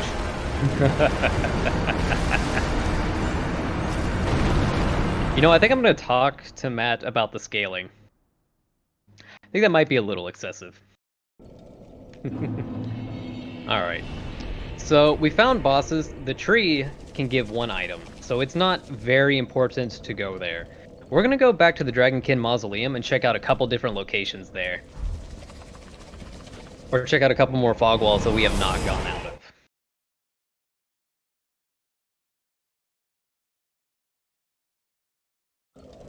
Like this one, for example. But yeah, as you can see, that's pretty much the dangers of scaling. So at that point, the Cursed Rod of Greatwood is essentially treated as either a mid to late game boss. Oh. This is interesting. This will give us access to a few items as well as another fog wall. So effectively we're fighting him at like New Game +3 difficulty at no armor and pretty much anything else.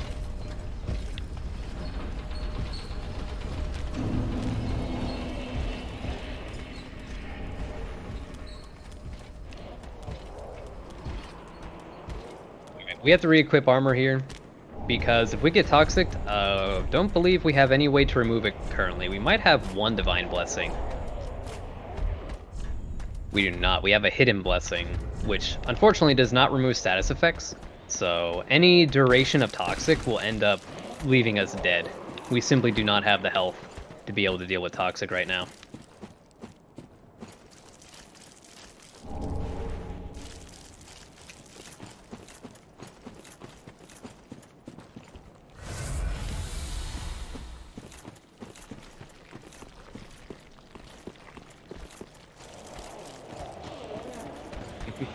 We got some amazing puns going on in chat. Guys, keep up the puns. Puns are my lifeblood.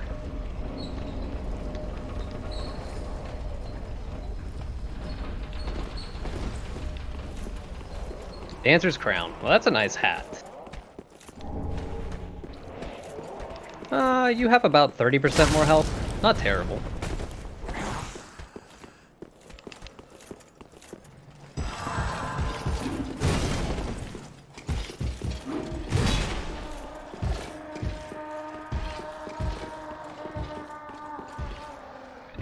A Styros that consumes fog wall. Hopefully this actually puts it somewhere nice. The only other locations I can think of to go back is to be able to... Oh, hi. So here's Pontiff. We don't have the stats for this. It's actually kind of bad. So we're going to do this. So this is Pontiff. He doesn't see us right now.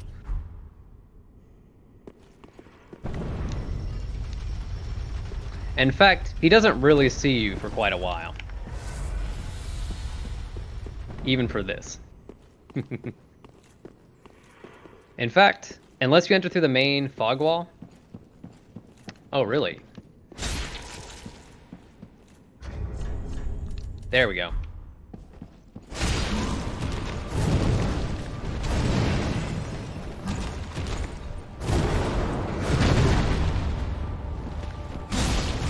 Alright, give me some berries.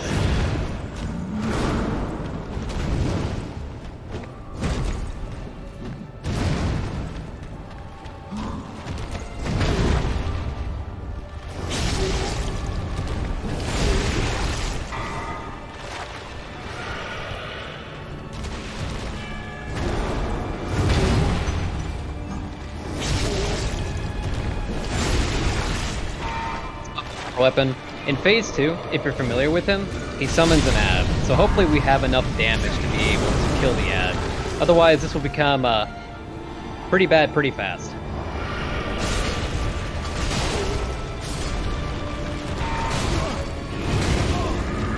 Oh, we got combo.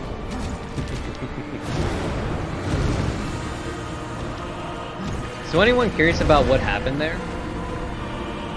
Dark Souls 3 and Dark Souls 1 and Dark Souls 2 all have a queued system for their dodging and other inputs.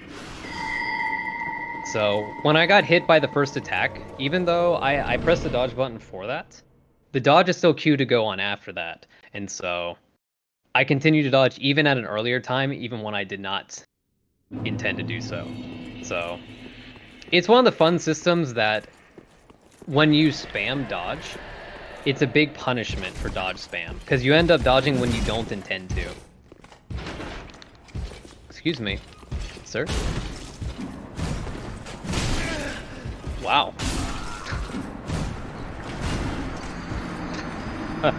I'm getting comboed. Wow.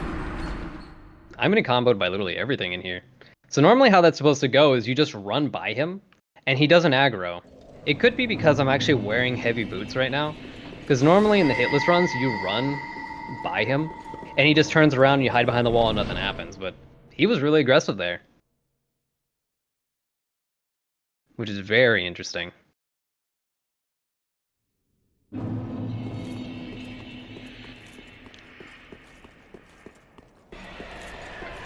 What's up? We're gonna take the elevator.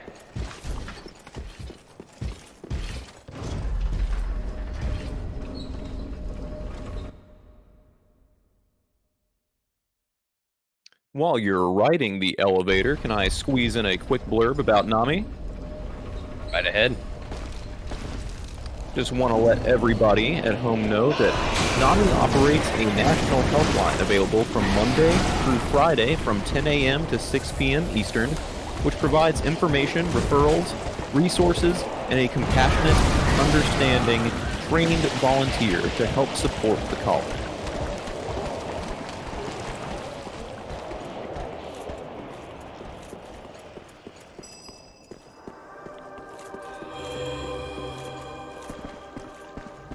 Alright, let's get back here and fight Pontiff. We can leave Pontiff alone if we really want to, but Pontiff is a pretty decently easy boss to take down if you can get the parries off.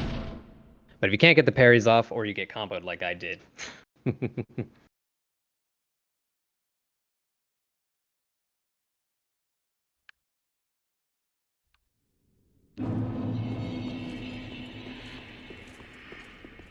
We will die if we fall from here. Oh, fun fact, buffing my weapon's actually useless because the moment I put it away to do the parries is the moment my weapon was gonna go away.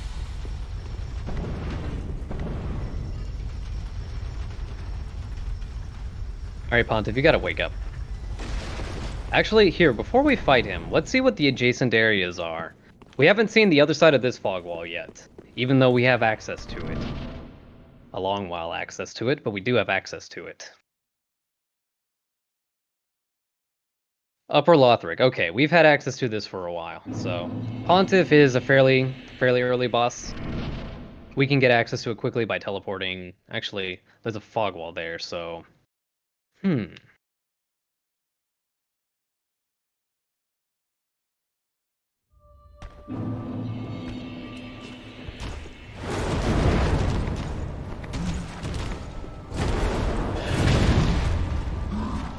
The phase changes to about phase 2 at about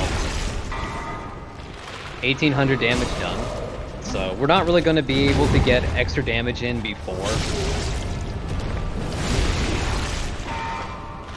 the phase transition, sadly. But we should be able to take out the club. Nice.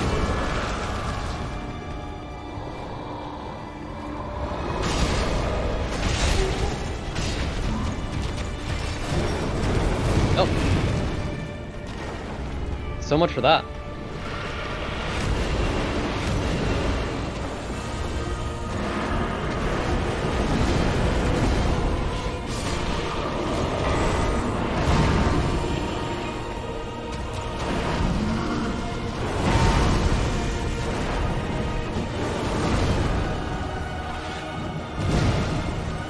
Nice parry there.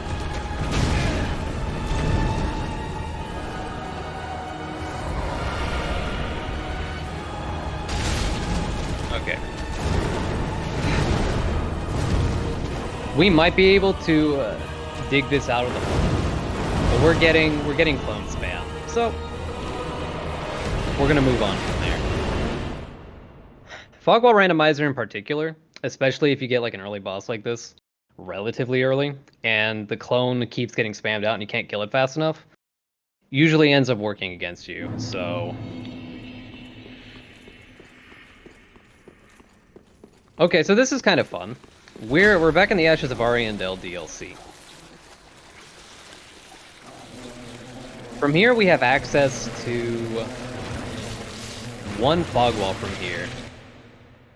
If we had the contraption key, which I think is actually going to be randomized, we could go up that way, but we've already been to that part of the DLC.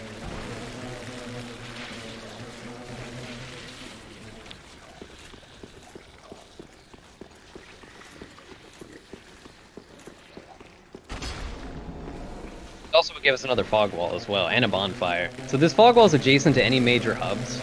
This will be able to give us a lot of information. Right now, it's like we're pretty lacking on information in terms of stuff. Because as far as we know, we've been through the DLC, we've been through a lot of the longest areas so far. And we haven't really found many of the major hubs for a lot of this stuff as of yet. The most major hub we found is the Dragonkin Mausoleum. But that's about it.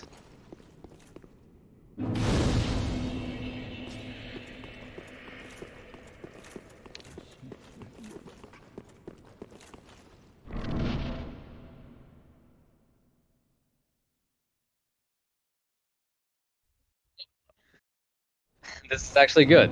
So, fun fact, if you come from the other side of this door right here, you can't open it from the other side.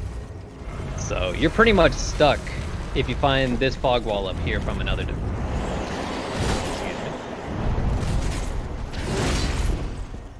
So, we're actually quite lucky that we found this. We're going to see what this is, but then we're going to go clear out a lot of Grand Archives, because Archives has a lot of stuff. A lot of really good stuff.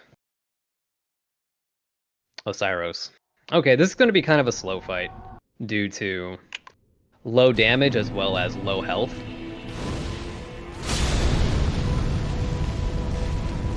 Or it's empty damage. Not amazing.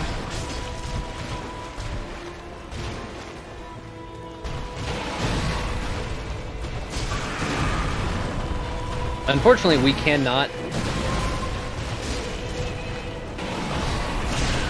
We can't go forward through this, we can only backtrack.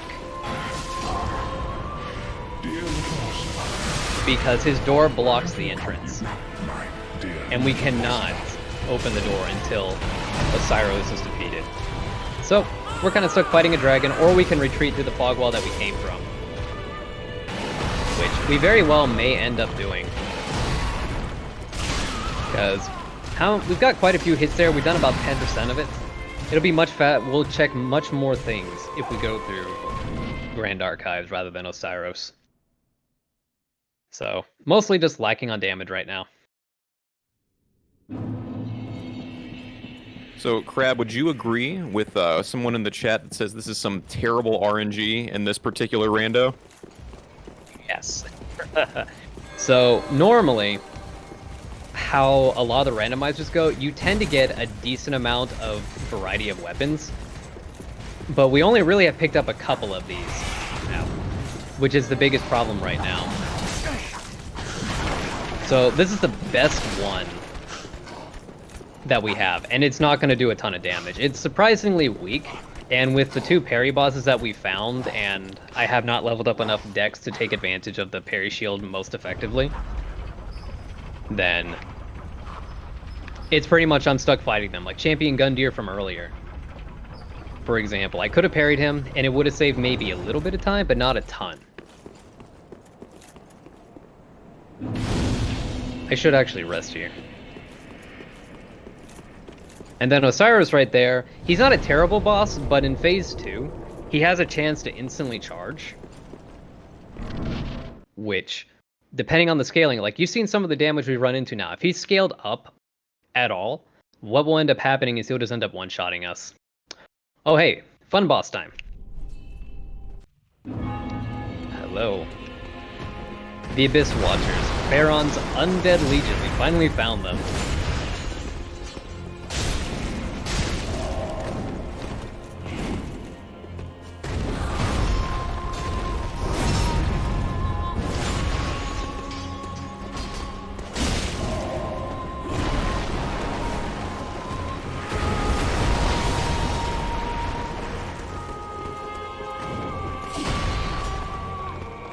We're getting some decent RNG on this fight. The main clone is not attacking us. Or the main dude is not attacking us. So we can actually focus on taking out the clone before the corrupted Abyss Watcher spawns. They spawn about roughly every 20 seconds. And after certain thresholds of health. Because of the damage we've done to him, the third clone is now spawning. Which is, I guess we'll say, a neutral party. A neutral party in which they attack them, but they can also attack us as well.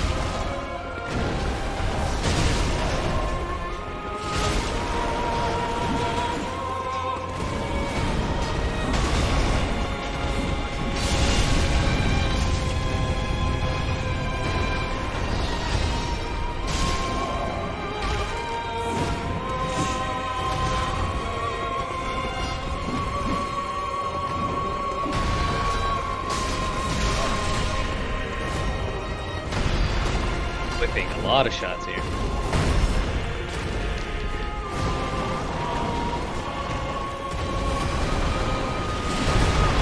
Wow.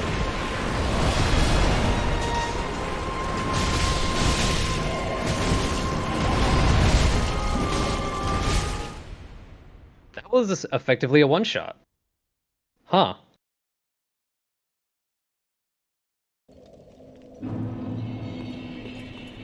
That's very interesting. So the scaling for their health versus their damage is very, shall we say, untrustworthy in some situations.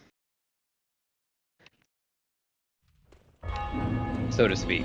So you see how like they definitely have increased health here. 3,000 or 300 and some damage would be a lot more effective on their health in the normal game. But it looks like they have roughly double the amount of health right now, and possibly double the damage. Which would explain that. Interesting. Okay, good RNG again.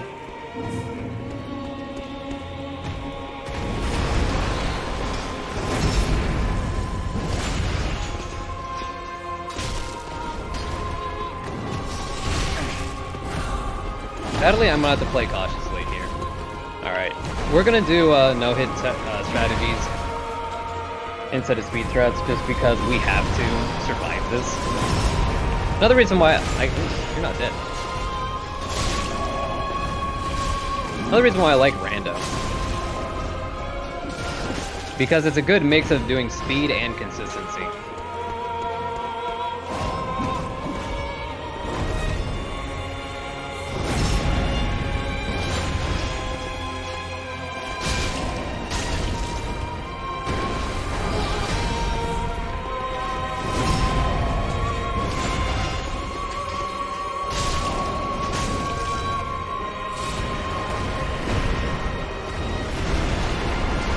Fight each other. Yeah, no, their health is effectively doubled right now. So their health is about 2,000 some in the base game. In Max New Game Plus, their health is about 5,000 for each base. Oh wow, you're still alive.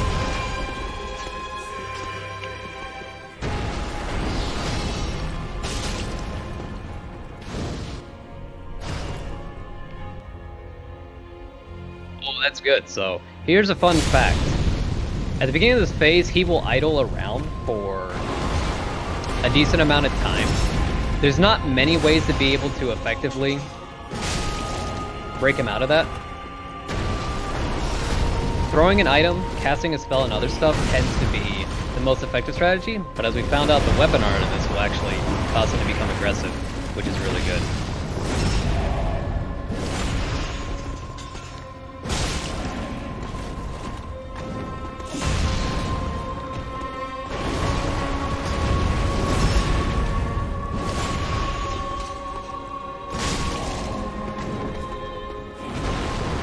As you guys see, I'm kind of fishing for backstabs right now. Since we now know that he can effectively one-shot me due to scaling, we've got to play it a little bit more cautiously than we were.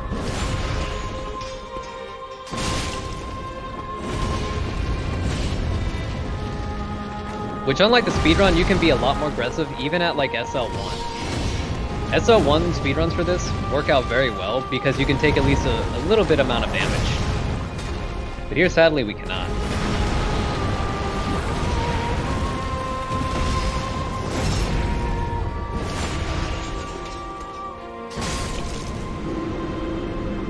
Ooh, there's the Undead Legion, the Abyss Watchers.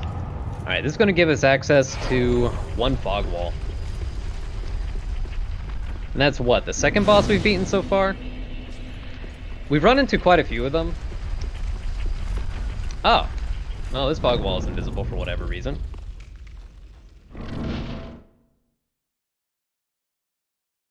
Alright, let's see where we go. We are now in Lothric Castle, which has a decent amount of items for us to get. So, we're going to grab the bonfire up here, and then we're going to check the fog wall up here. And then we're going to go back to Grand Archives. Because Grand Archives, since we can get to the upper items from the top end, there's a lot more items for us to get there than there are in this section.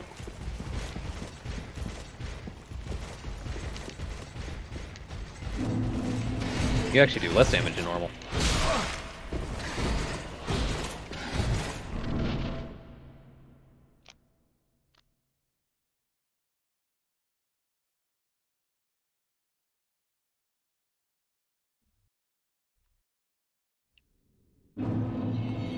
Ah, here's the other side of Pontiff's fog wall.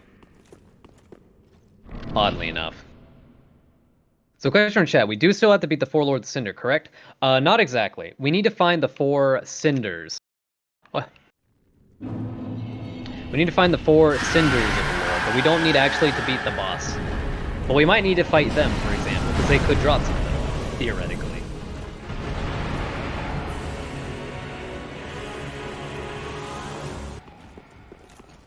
Oh wait, do we not have the banner? Which banner do we have? Oh, we can't do this until they're dead. Interesting. Okay, we can't do this. Alright, so that's not possible to do. We have seen these guys before, very early in the run, and I'm kind of tempted to go back and fight them. Alright, so Cathedral of the Grand Archives where we want to go, not Cathedral of the Deep. So Grand Archives, we'll take the elevator back up, and we'll work our way downwards from the top of Grand Archives, and that should give us, hopefully, something.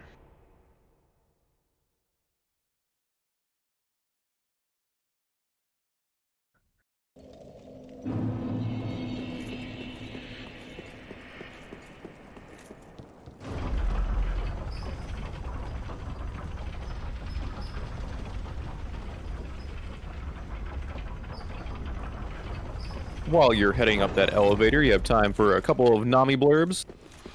Yes, please do.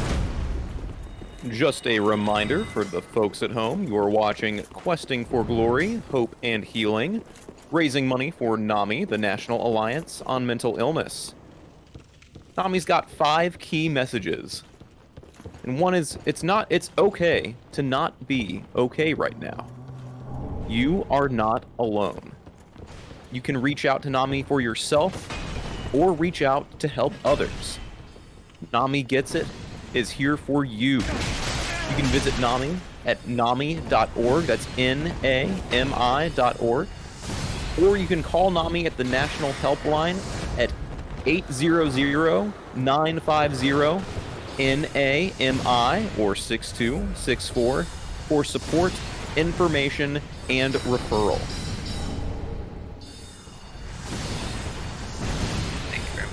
Thank you very much, Aaron. Very much appreciated. Ooh, that's not good. So we have a couple questions in chat about this. What are the options now? Remember well, the Lightning Doggo, Rude Tree, the 2 Nightmare Demons, and the Panzer Pope. Pretty much.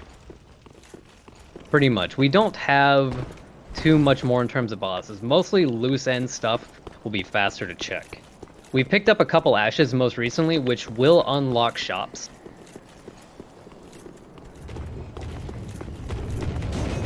but that's about it.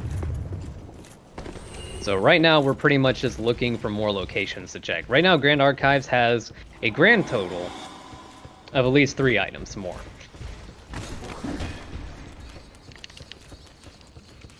Wow, the combo. Okay, no, I couldn't survive that. So at this point, we have 2 treasure chests to check here. And that's about it in Grand Archives, I believe. We've checked out most of the things in here. So... oh, there's also the top of the archives as well. I kind of consider that different. So we have the top of archives, which includes the Estus Shard, the Hunter's Ring, and 2 treasure chests on the rafters. So let's go do that real quick. That'll take us back down to where we want to be.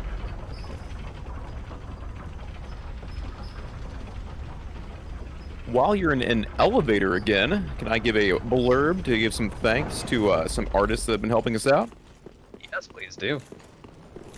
Y'all might have noticed how we have so many nice logos and promotional banners on the stream right now. We want to thank our logo and promotional banner artist, Kevin.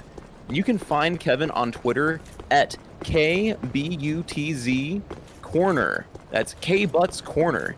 And he's done all of our artwork since the first Questing for Glory back in 2017. Shoutouts to Kevin. Awesome. Thank you very much, Kevin. I really like the artwork for Questing for Glory this year. It looks really good. The logo's amazing. The coloring is amazing, too. It's just... it feels like it fits perfectly. Alright, coming up on 3 item locations and the rafters, everyone's favorite spot.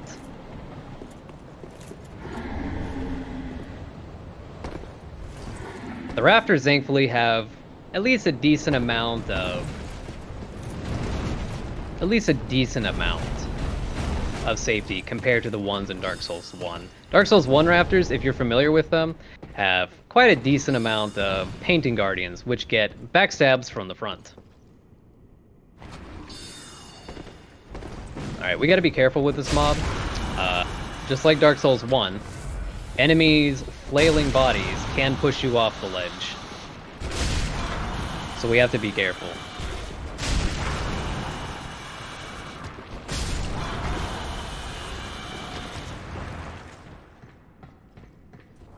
Okay, 2 treasure chests here. Hopefully we'll get something good. Titanite chunk. Not entirely helpful right now. Aldrich Faithful. A Covenant item. Effectively worthless.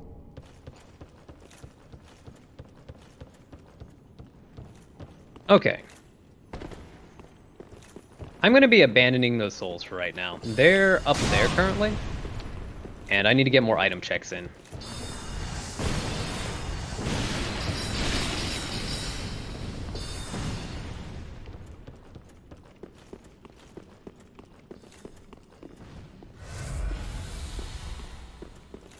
Oh, this is going to be fun. So the Crystal Sage, I think, is going to come give us a visit here in a moment. Yep, the Crystal Sage has moved positions. So when you normally come through the Grand Archives, you come across the Crystal Sage, which is effectively a mini-boss, a repeat of an old former boss. Can be kind of annoying, but does drop something we need.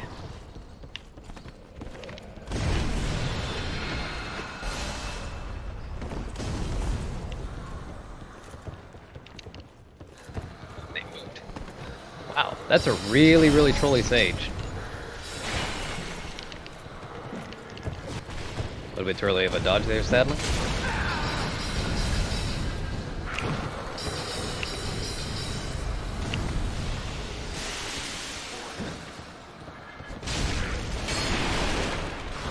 Alright, this is going to be a pretty tight fight.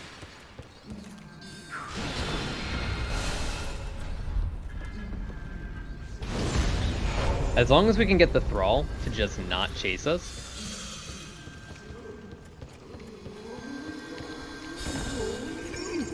We should be relatively safe. There you are.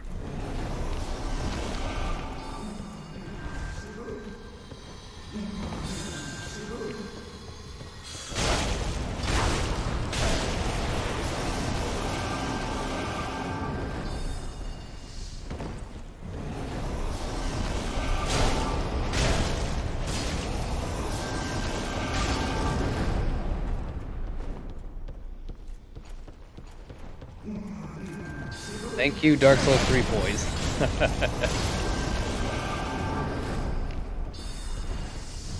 Alright, there we go.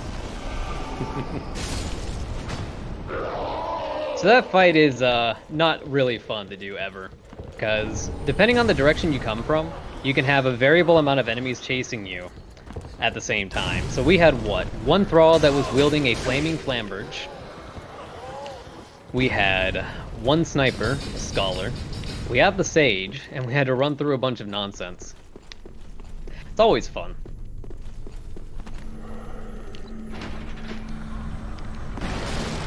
Alright, but we're starting to run out of checks here. We've got one more after this.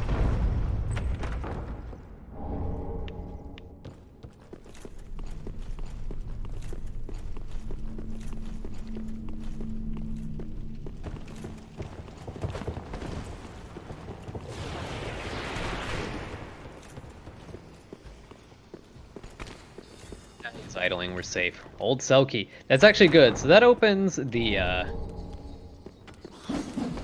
okay, we're gonna get a little bit of safety and homeward bone back. We're gonna save these souls. That gives us access to Siegbert's cell. If we can find the Irithyll dungeon. If we can find the Irithyll dungeon, that'll give us what we need.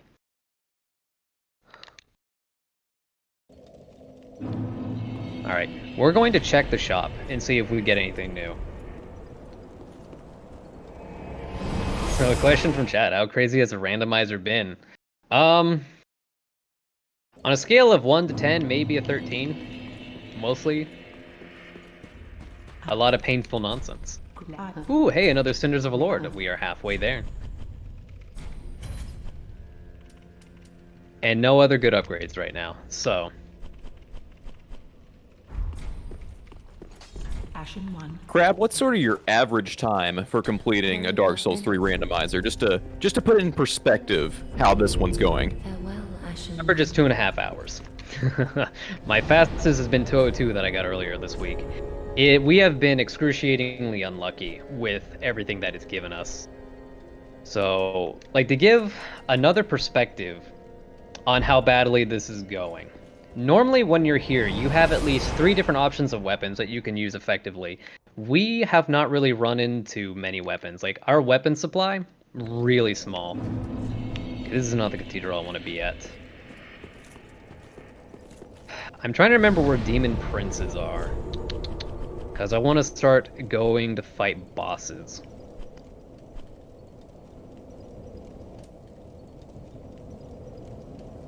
And Orlando, I think. And we also haven't run into any pyromancy either.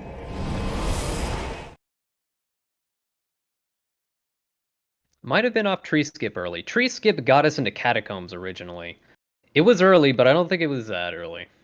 I think it was Aldrich's Fog Wall. Because this is pretty much where we got after. Once we finally broke out of the beginning, we were able to actually do things. And that's another thing to keep in mind too. Normally when you get here, you have at least 2 branches to go off of. It has been extremely linear. Extremely linear in terms of where things have been, where things are fought, where fog walls have led us. And we really have only had one major hub to find.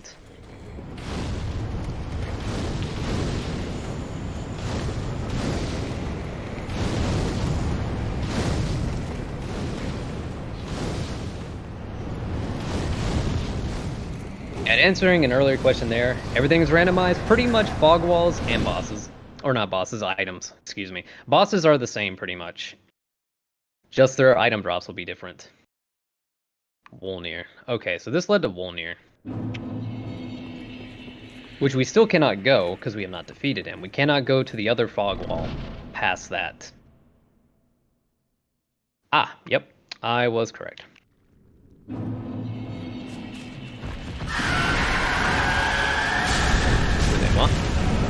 Alright.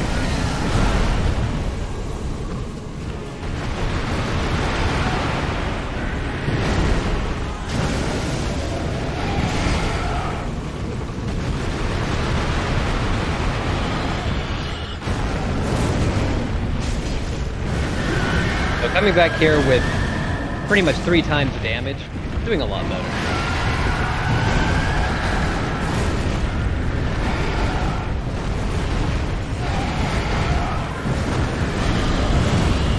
Alright, good phase transition. It's actually much earlier than I was expecting.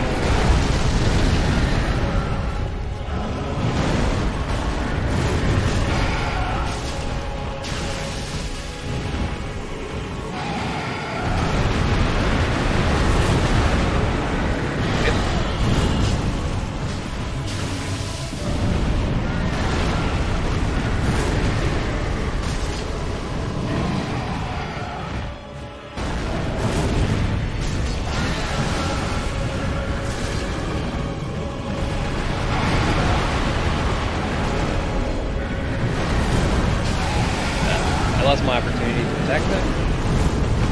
So a lot of this fight early on is pretty much mostly RNG. Whether or not you get openings.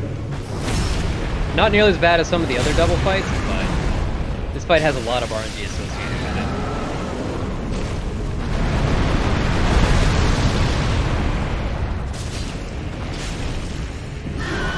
Okay, 1 down.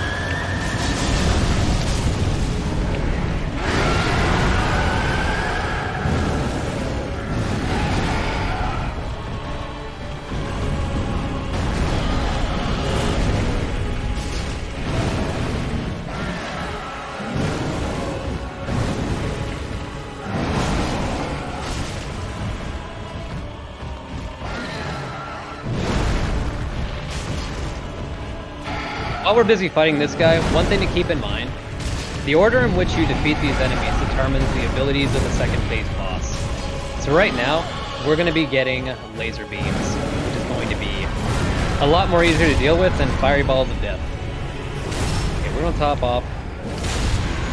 Yeah, you're dead. Dark. Eye. Health regen.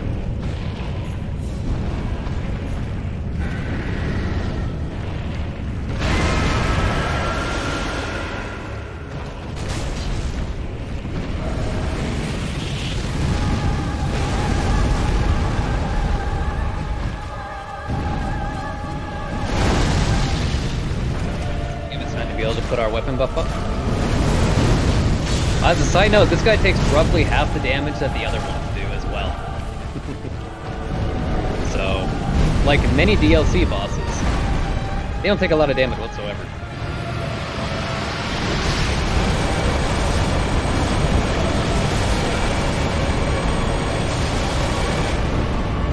That laser has an extra hitbox there.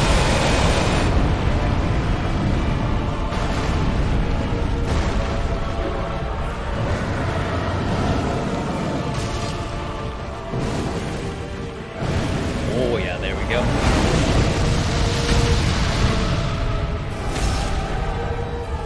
As a side note, those breakpoints are heavily affected by weapons, so whatever weapon you're using will change how many hits it takes for you to be able to stagger to open up for a critical attack like that. So like great swords does a very good job, whereas compared to the Sellsword Twin Blades, which is the favorite weapon of any speedrun,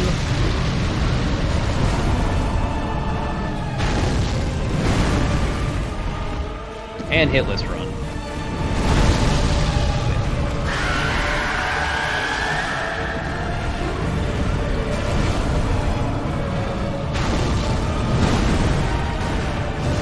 Weapon buff.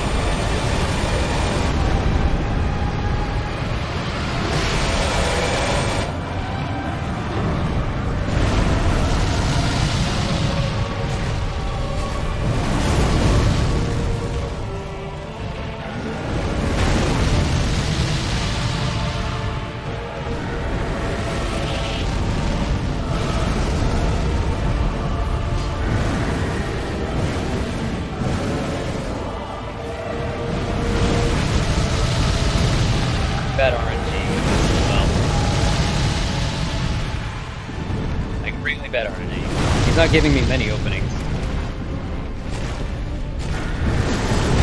Which we have to take pretty carefully, because, you know, in case we get one-shot and whatnot.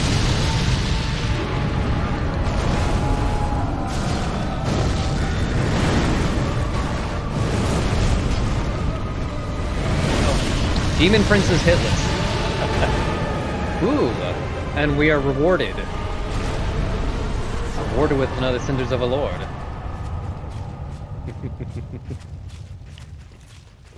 Nice fight, Crab. That makes up for my early deaths.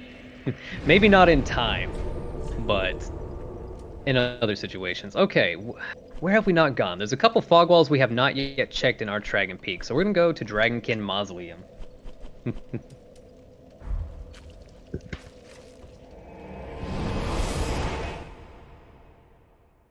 While you're on your way there, mind if I cut in for a bit? Go right ahead.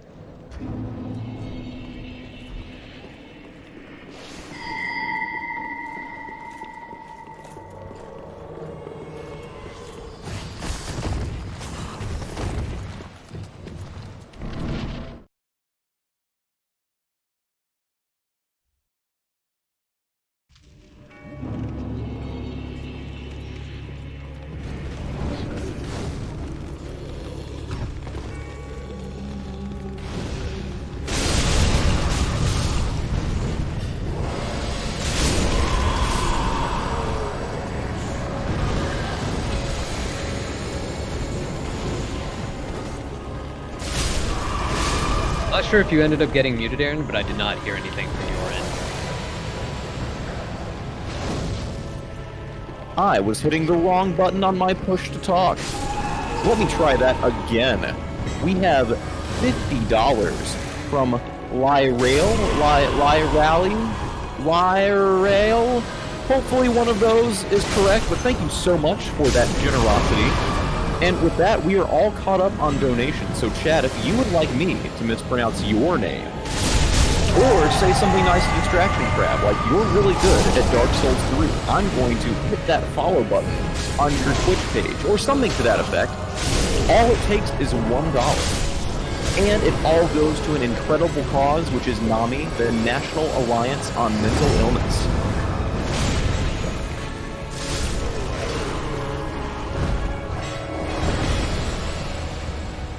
Amazing run, or amazing fight. Deacons of the Deep. Okay, so that's a dead end for us there. I believe that's all of the major locations, except for Nameless King's fog wall. So there's not much more left that we can do here. I think there is one item location we did not go check, and that was the treasure chest by the Rolling Lizard.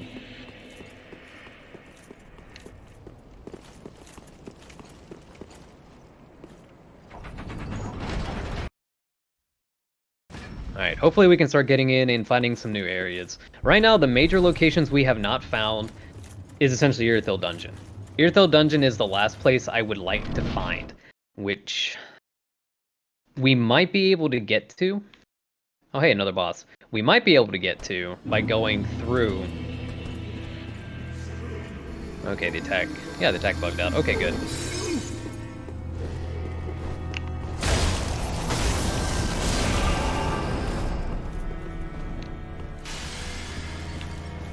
Okay, Sage is about vanilla health, it seems. Interesting.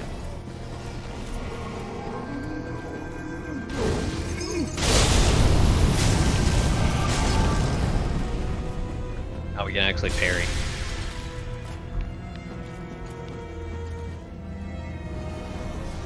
Not like it'll matter now.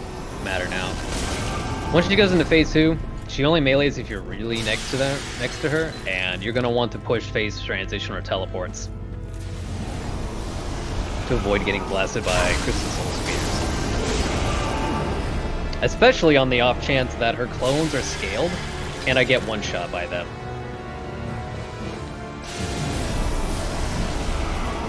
Because we've seen what happens with scaling, and it's not fun. Profuse sweat. Hey, there's a pyromancy. So if we need to prevent fire damage, we can do some of that. Oh, hello here. There's a couple items. A couple items here that we can get. Spend your souls. Will do. We're gonna grab this next bonfire real quick. Because after this, there's only one item in this part, and that's the Ashen Estus ring. Oh, I'm fat rolling now. Whoops. Take off gloves. I can live with medium rolling, but I'm not gonna fat roll here. So, as a fun fact, you have 3 different rules, as it is with oh. We are invaded. That is a problem. So what we're gonna do here is we're gonna grab this ring, which is a completely terrible ring, I might add, and we're gonna take an intentional death here to get rid of the invasion.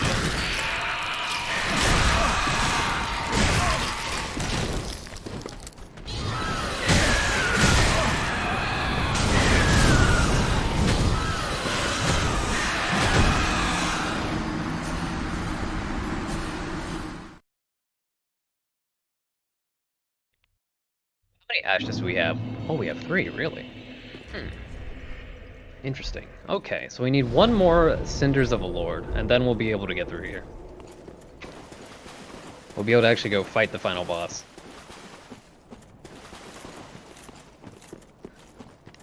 Thank you. And we're gonna go level up.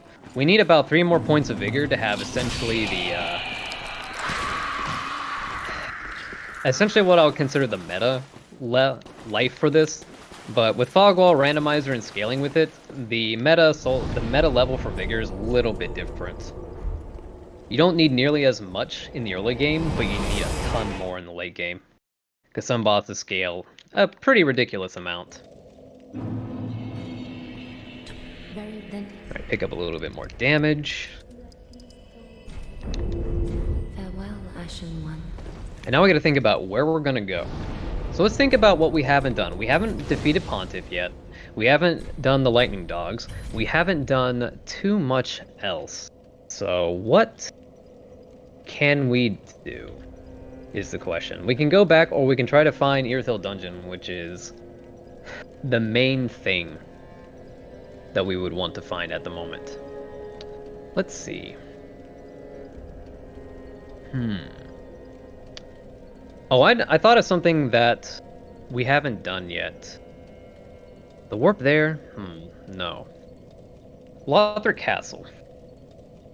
Lothric Castle we have not done yet. There's not too many things up here, which doesn't make it a very attractive place to go for items, but there is a fog wall up by Dragon Slayer armor. And the game crashed once again. So, take a quick second to reload the game. Aaron, you are... I'm even pressing the correct button for push to talk this time. So while Crab's getting the game back going, I want to plug a couple of incentives coming up. So first of all, Pokemon Platinum is the game after this, and we have several naming incentives for that game, including the Starter, the Starly, and of course, Bidoof. And you might be looking at those dollar totals on some of those names, thinking that's kind of expensive for my blood. But I will say that right now the starter name is either going to be probably Sus or My Baby, and there's only a $5 difference between those two names. If you want to get on that and either protect Sus's lead or get My Baby out in front. And Crab, it looks like the game is back on. Yes, it is, and those are some amazing names. Alright, we are back. So, my chat kind of crashed too for some reason. For some reason, a lot of things are all simultaneously breaking at the same time. It's not just the game, which is weird. Like, my chat that I have open is... it's being a technical issue in and of itself. But commenting on a comment in chat, talking about a quest line. Yes, we have not checked either Cornix or Arena yet. They are vendors that we can go get and check later on as we need to. So I'm not in a rush to check them, but now that we're at our last one, we may want to. Alright, there are 4 chests below us down the stairs there. However, I want to avoid being followed. So we're going to go up and around and do a drop down. It's actually a pretty roundabout way to route this area. We have to go up first before we can go down.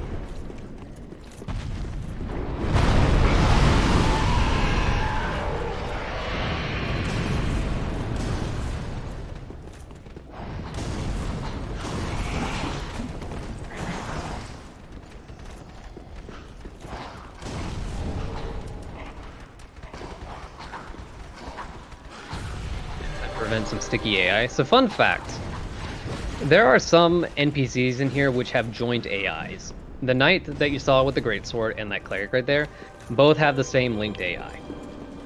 How it works is that as long as you have one of them aggroed, they will somehow find a way to you.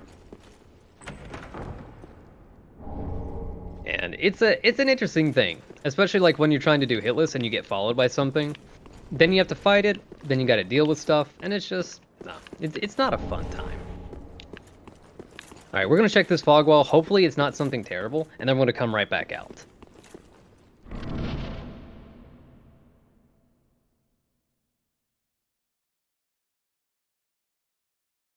Irithyll the Boreal Valley. Okay, so this is the Distant Manor bonfire. There's going to be a fog wall coming up here soon that normally blocks you out when Alva invades, so we don't have access to the Irithyll dungeon as of yet. So we've got a little bit more work to go. Sadly, there's literally nothing here for us. But it's a new stuff. We'll see where this goes. We can easily homeward bone back to the previous bonfire and just go back. So I'm actually fine with dipping out of... Oh, hi.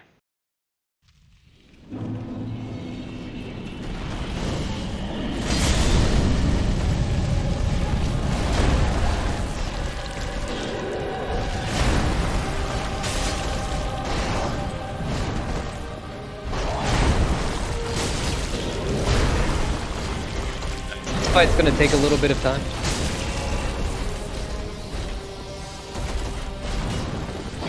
I might have time for 2 swings.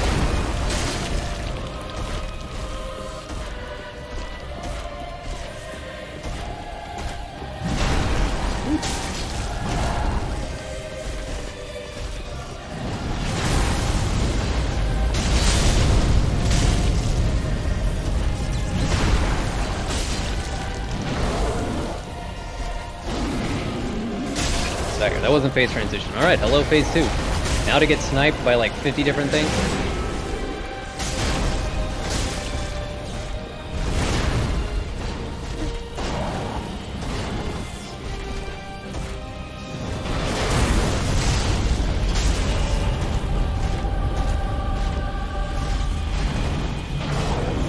Alright, not gonna try to parry that one. Alright, we have a giant meatball coming from my left. Nothing coming from the right at them. Okay, we have lasers coming in.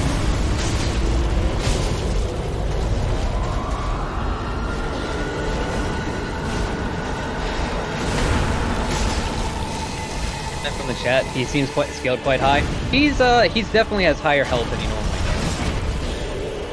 does. I'd probably say a good 50% more health than normal.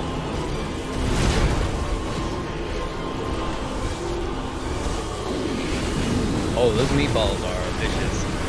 The damage is definitely a good 30%.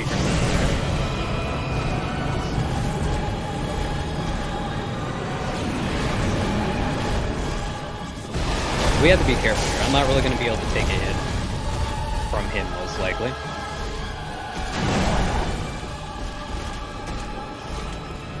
Oh, come on.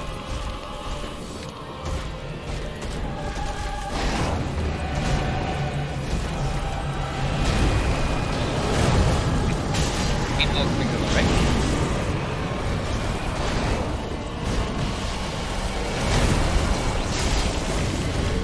Meatball barrage coming from the right-hand side. Those meatballs hurt.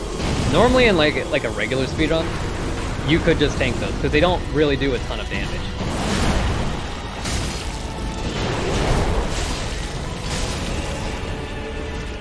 But with this scaling, no, we cannot tank that, sadly.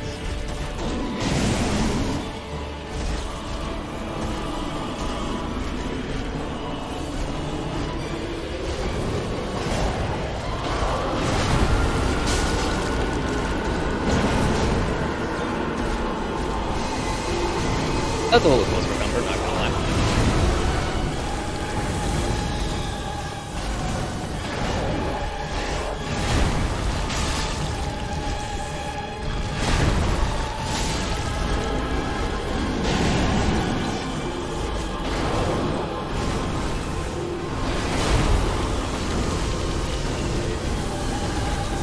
That was close.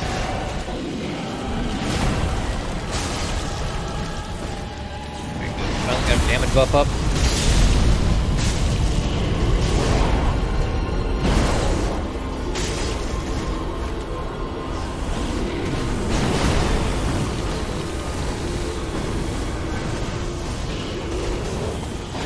About 40 different damage between being buffed and not buffed there. Alright, we have a big meatball coming in from the left. So I need to avoid that.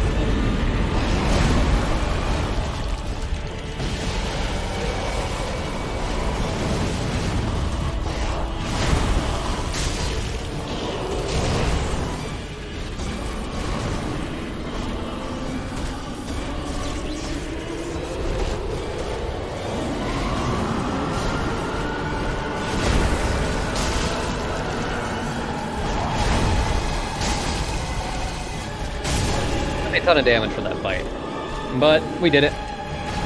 Twist the wall of light. We're gonna grab the bonfire here to make sure that we can come back here pretty easily if this is anything. Yeah, hey, that's Dragon Slayer armor. We had. Oh, hello. Physical AR. How are we doing on damage here? This is gonna take a while. It's gonna take a little bit of while. Anyways, while we go through this fight, Aaron, you're more than welcome to give some more shoutouts. Because this fight's gonna be boring. That I can do for you. We also happen to have a $50 anonymous donation with no comment. Thank you very much for that donation, Anonymous. I also really want to thank a few folks that I have not had a chance to thank yet. And that's the people involved in our foreign language restreams. We have a French restream and a Japanese restream going on for this event. You can find the French restream at twitch.tv/lesfrench-restream and the Japanese restream at twitch.tv/Japanese_restreams. And if those restreams would help you to enjoy the marathon more, please go check them out and show them some love. I honestly cannot even wrap my mind around restreaming and translating what we are saying in real time. That is phenomenal. Let's get some round of applause for those folks in the chat, because that is really, really incredible.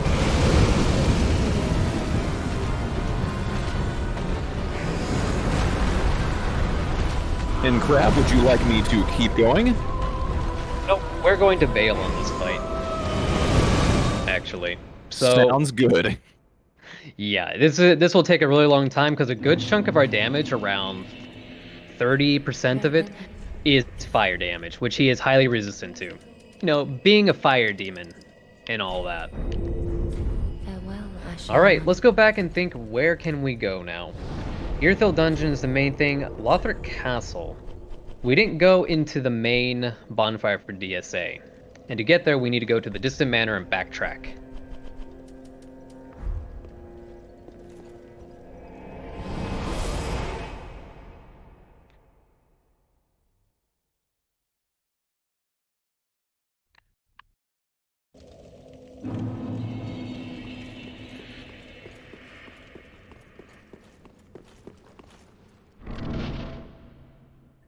Chat, are there weapons in the shop that you can buy to increase your usability? Not really. So the weapons in the shops, from the beginning are fairly static.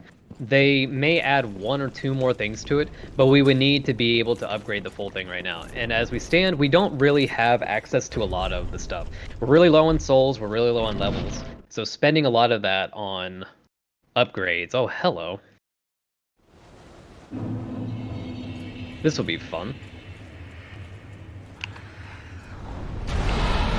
Spending a lot of that on upgrade materials is going to be very difficult to do right now.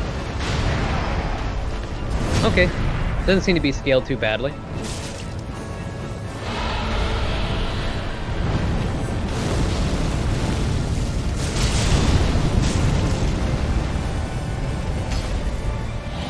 But this is good, actually.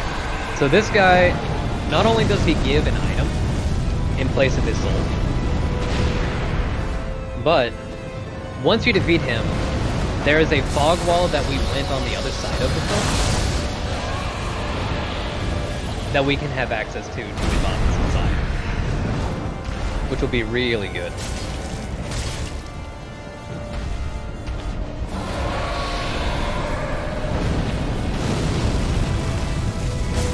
Scaling for this boss doesn't seem to be too bad.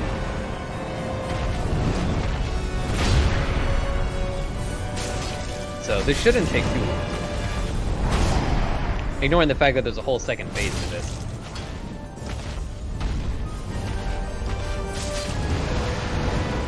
There we go.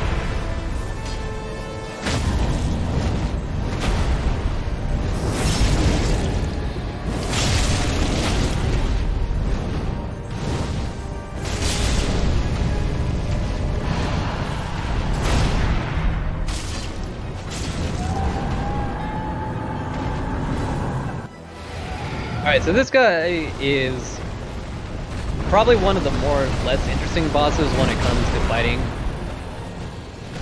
I guess I'll say in a hitless way, because he essentially unleashes a barrage of attacks that you have to bait out so you can get an opening, especially with Great Sword. Like, that can be an opening.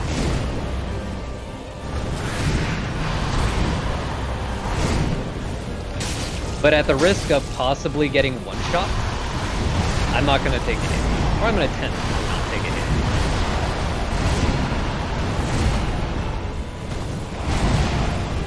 But this will be a fairly involved fight.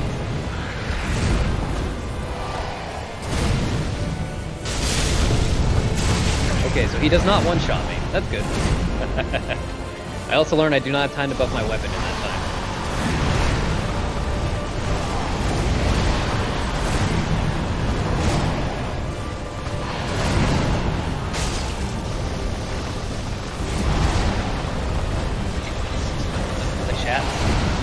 Our own high spirits.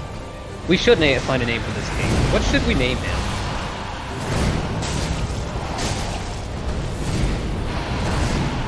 Nope.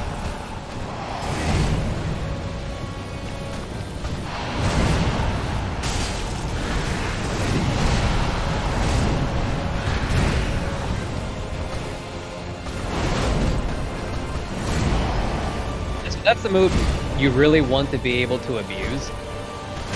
If he doesn't do the stab, then you miss out on a lot of damage opportunity.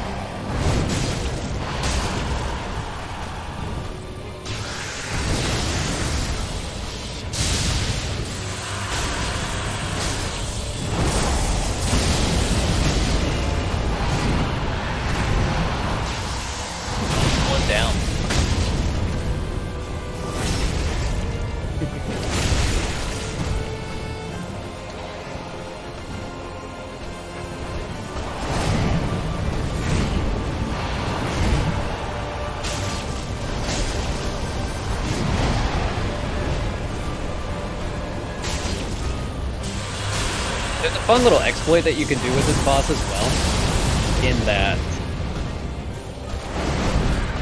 if you get enough distance,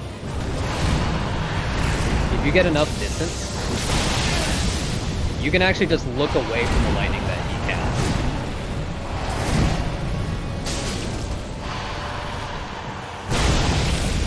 And it won't hit you.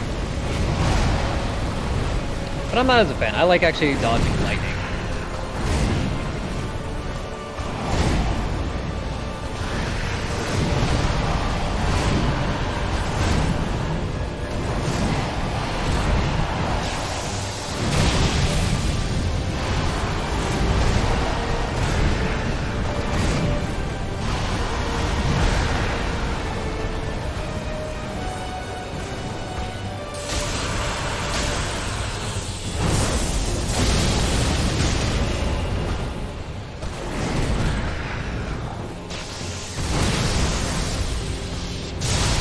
Fun fact, when he does that move, he is not guaranteed to combo it up with a lightning strike. So, gotta be a little bit cautious. Unless he decides to spam lightning stakes for about an hour.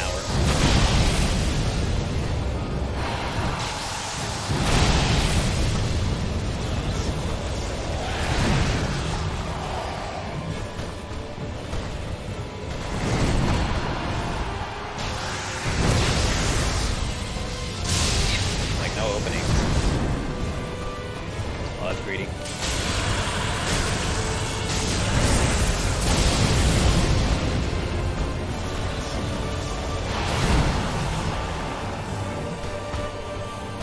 A readable boss and what he's going to do. If he goes up to walk to you, then he is definitely going to do the lightning stake or lightning stun. He has one of two options.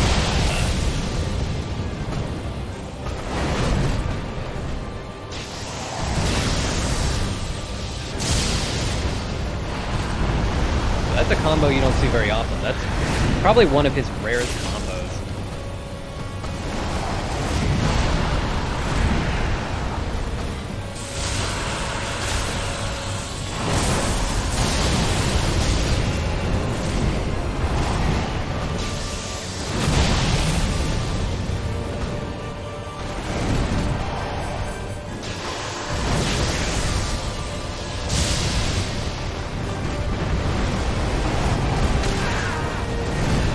Pretty sure I was dead there.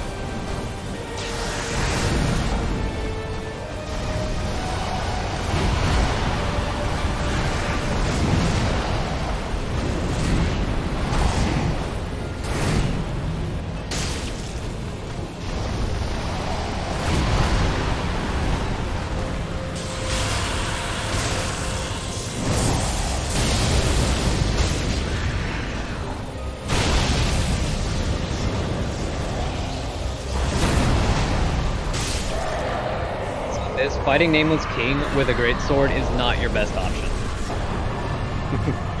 It is definitely not the best thing to do. When it comes down to it.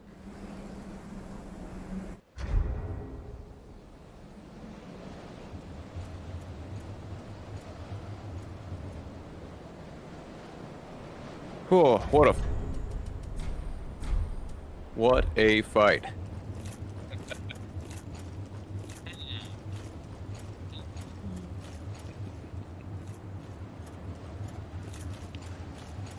So, this is a fun little thing, in which when you defeat Nameless King, you're not really put into his arena. I'm gonna be honest, I don't remember if I'm supposed to or not. So we're gonna find out. We're gonna go here, then go right back in and see if it does what's necessary. I think we're supposed to be floating in air. Yeah, so this is normal. This is pretty normal. Yes, of course it is. Hey, I mean, we found the invisible bridge within, like, how long? Like 20 minutes, maybe 10. Yeah. Yeah, and then everyone's confused. I'm like, oh, wait, why is everyone confused?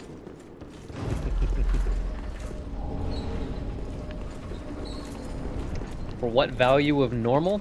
On a scale of 1 to 10, approximately a 3.14.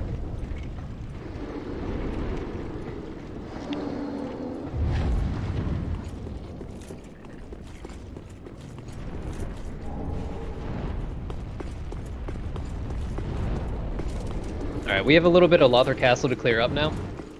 It shouldn't take us too long. However, at this point, we no longer have anywhere else to go to find Irithyll Dungeon, and that's the last major location to find.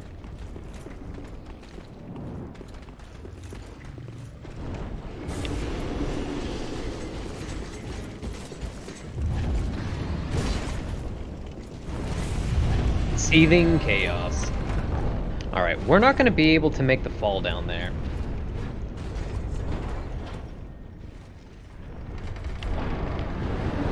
Okay, we're most likely going to have to take a dub here. We've taken too much damage. Yeah.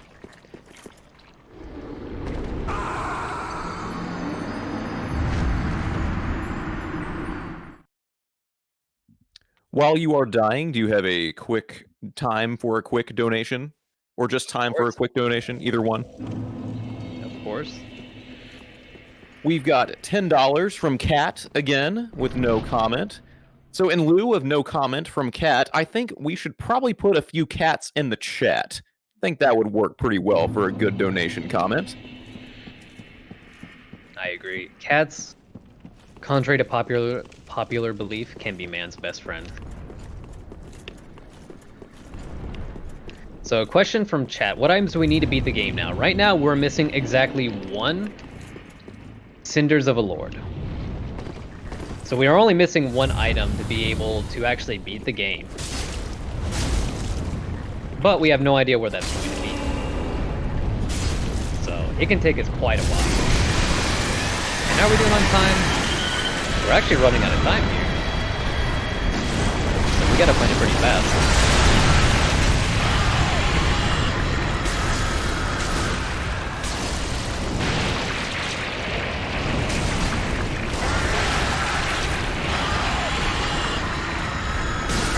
I don't know about you, Crab, but Cat Chat is giving me life right now. Cat Chat is amazing.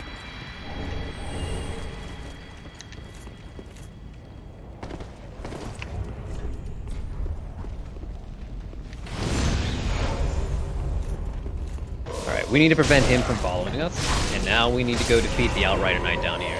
He doesn't drop anything himself, but will prevent us from being able to get to the treasure chest down here because he is annoying.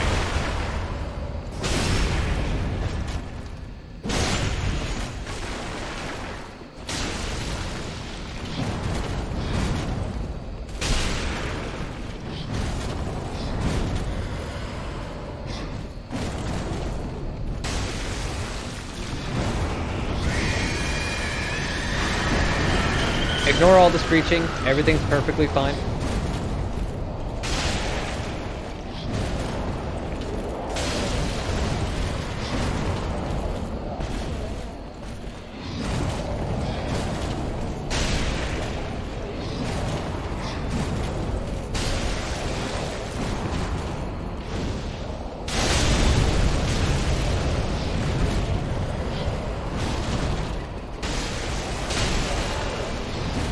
Enemy out of the way will give us literally nothing of value, but will give us 4 treasure chests, which can have extreme value. Prisoner Chief's ashes. We need to go turn those in. We should check vendors right about now. We have 1 more item to go check, and then we will have cleared out Lothric Castle, and we will need to move on.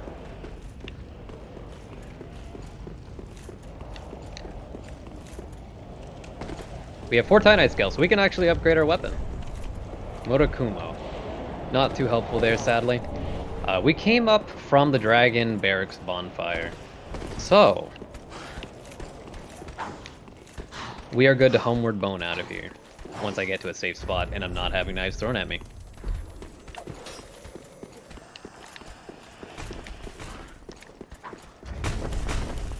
Hi guys. Alright, so we're gonna check the shops. And then we need to find Irithyll. That's pretty much the biggest bet we have at the moment.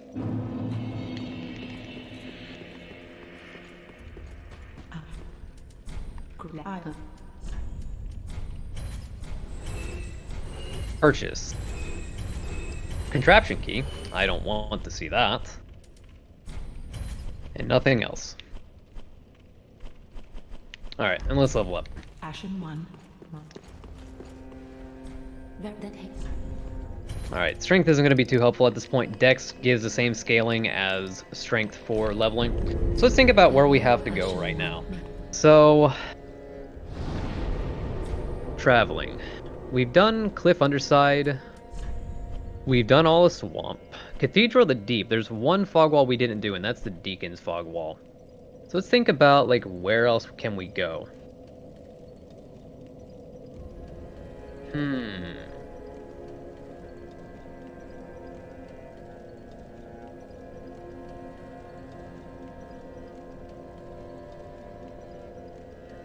Where else can we go? There are still a handful of bosses we haven't fought yet, but they're one-off locations which aren't necessarily going to be the easiest, or necessarily the most likely to find. So we can go find them. There's another fog wall we have not checked, and that's back at Anor Londo, so we'll have to go here. Yeah, so we're getting close to the end.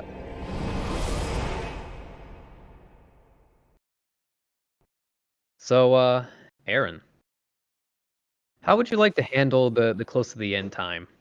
Should we put it to a vote to find out where the dungeon is through the spoiler log, or should we keep exploring until we find it? I think we should probably let chat decide what we want to do about that.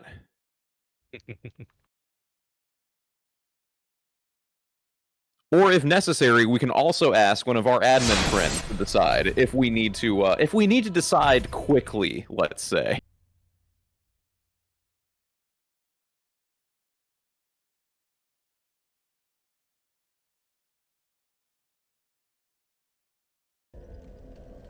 Guys saying they want some explore.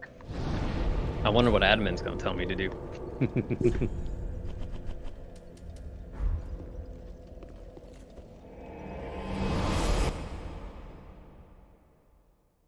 While we wait to hear, do you mind if I plug a few prizes real quick, Crab? Please do. We're gonna be running for a little bit here to get to this one. All right, that sounds pretty good then. So, as a reminder, your donations are not just going to help an incredible cause with NAMI, but they're also putting you potentially in a pool to win some really cool prizes. Now, throughout the marathon, you can donate a total of $30 to get entered to win a PlayStation 3 bundle provided by Professor Palmer. And you might be thinking, PlayStation 5 is coming out like pretty soon, dude. PlayStation 3, it's kind of old. But check it out. This is a launch model PlayStation 3 that has been refurbished so that the yellow light of death is no longer a thing. And that's the model that's fully backward compatible with PlayStation 2 and PlayStation 1. And it even comes with a copy of Ni no Kuni Wrath of the White Witch, which is one of the best PS3 RPGs. So that's your grand prize. You also have a chance of winning if you donate in this run only $5. You can get a Steam key for Dark Souls 3, and you can even play the randomizer for Dark Souls 3 just like our runner DistractionCrab here. If you donate $20 during this run, or at any time through the rest of the marathon, you're entered to win a SNES Junior provided by P. Diggity Dog. And that SNES Junior is actually it's a really interesting piece of hardware. If you've never heard of it, I encourage you to hit that Google button on your phone or computer and type in SNES Junior, find out a little bit more about that. And I should also mention that Kaio's Little Monster is the one that provides the Dark Souls 3 Steam key for us, and they're the ones who ran Final Fantasy 15 the other night. So that was a great run.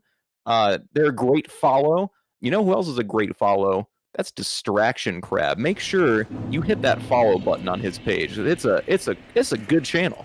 I hear he's pretty good at Dark Souls 3. Thank you very much, Aaron. Very much appreciated. So, as we're going through that, we found the area below Nameless King's arena. So, we're going to try to find one of those bosses once again. If we can, we'll go do that real quick. And we'll see how that goes. And if not, we'll check the spoiler log, because We started an hour behind, and our time estimate was a little bit, shall we say, gracious. Well, this isn't helpful. Okay, so this is literally a dead end.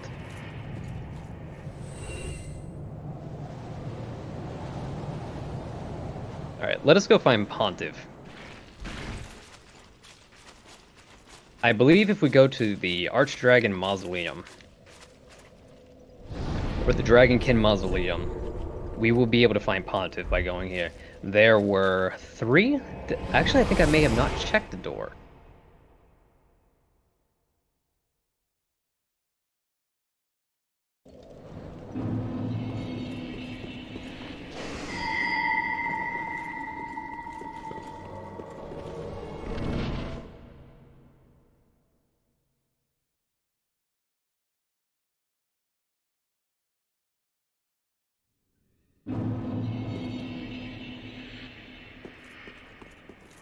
I believe this is the correct way.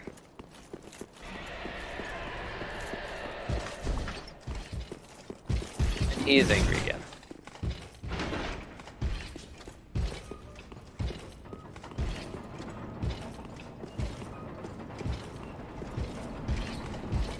Alright, get the Pontiff. Pretty much, at that point, we just need some good RNG. Last time we fought him, the fight actually went pretty well, but we got a double clone summon. And as we were messing around with our damage there, it took at least 3 hits to be able to take out the clone.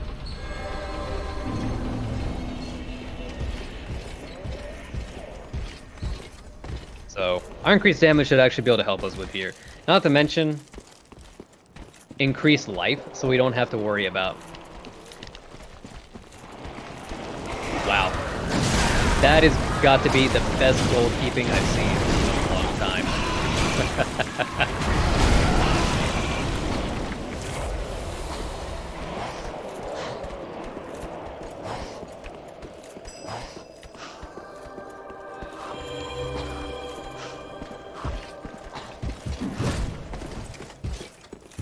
We know this wasn't Osiris. We found Osiris at one point, but that only leads to the untending raids. There's a couple items behind Osiris, but not incredibly important.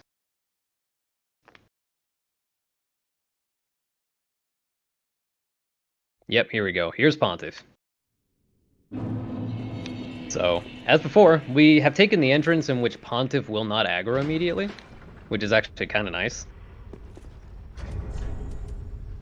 Unfortunately, I'm pretty sure with the stats we have right now, we have not invested into Dex. We will most likely die if we try to take that fall there, so sadly we have to take the slow elevator. Alright, wake up, buddy boy. So, Crab, I have just received word from the admins. If you would like to hear what they say. Well, I would love to. So the admins would like you to, once you're finished doing this check that you're doing, if this does not lead you to where you need to go, it's time to cheat. Sadly, we must do so.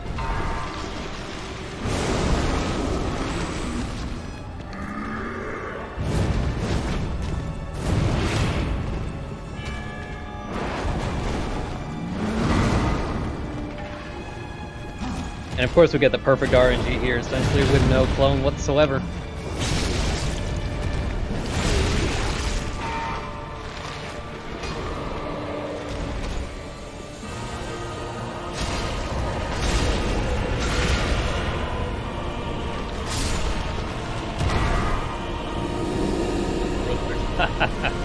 To the place we can't even find where we're going. Alright. So now we're going to need a little bit of information. So I would like to know,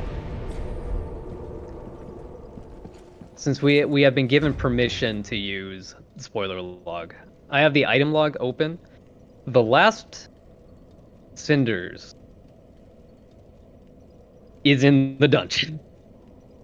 And correct me if I'm wrong, that's the place that you're currently looking for. Yes. Could you do me a favor and find me a path to there? I have a couple ideas to test out real quick. And while you I look need into to that. use the boss log, correct? Yeah, the fog one. It should be the first one that I sent you. All right, let's But see what sort I of can clear. do for you here. Alright, I think this fog wall up here on the top right I have not checked. Pretty sure I checked the one to the back left there, where the elevator normally is, so we shouldn't have to go there again.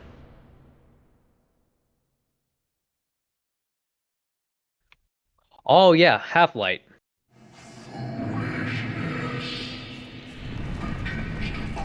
So we have been here before, but we did not go through all of half-light's stuff.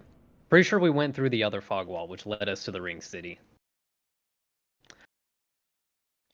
Okay, here is Half-Light's place. This will give us 2 more transitions, 1 to Gale's.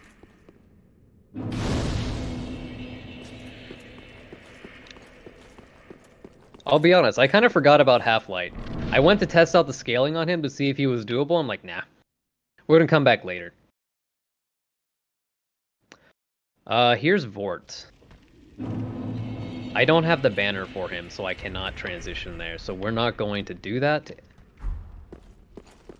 It's not a marathon rando unless the seed is cursed. It is.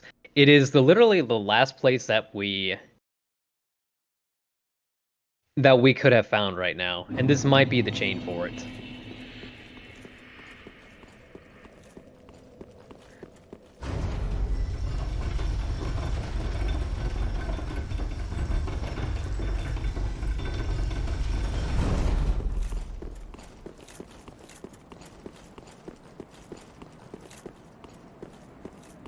But earlier was 2 hours ago. Yeah, its Half-Light was very early, before we even had this weapon. We found Half-Light when we still had our starting weapon, and we still don't really have, like, much more. Answering question from chat. Does the fog rando sometimes lead you through DLC? Yes. We are, in fact, in DLC areas right now.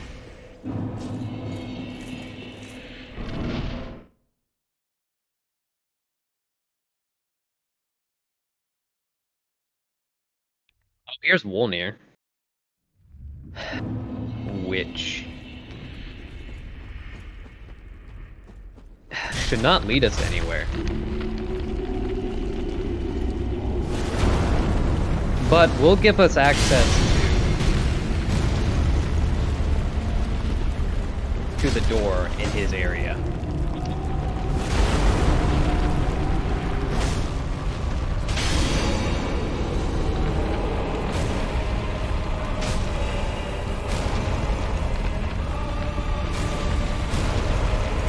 Unfortunately, so how Wolnir works, normally you would get teleported by his chalice.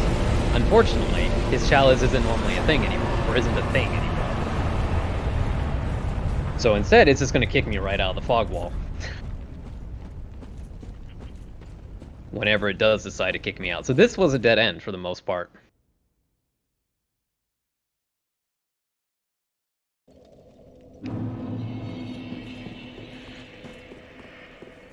So, Crab, I want to make sure that I'm helping you cheat correctly. Yes. So I'm looking for fog walls that will get you to the dungeon, correct? That's what I'm going to be control Fing for. Yes.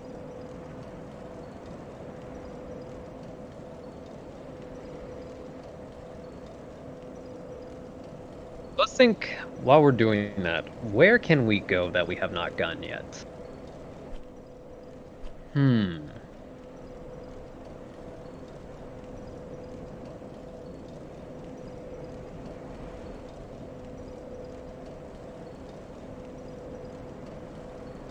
Now, according to the cheat sheet here, there should be a fog wall to the dungeon from the profaned capital. And Yes. I'm going to be honest with you, my brain cannot handle exactly what the cheat sheet is telling me, but I can see from profane capital to ethereal dungeon. It is. I'm seeing that too, so I have the log open as well. And the thing is, from Road to Sacrifice's starts, is where we need to find. Which would it come after the fog wall for...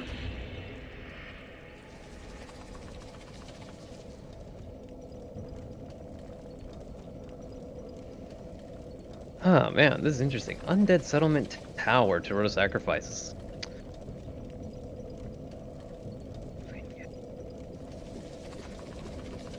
Which doesn't give us much information. That's weird.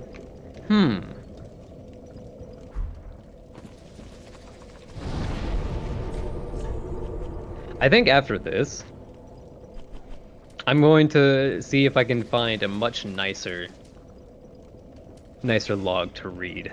So, let us go to Cliff Underside real quick. We'll see something.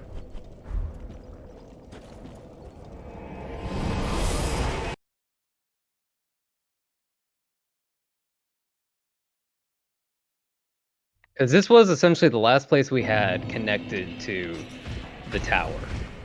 But the tower didn't lead us to Profane Capital. The tower came from somewhere else.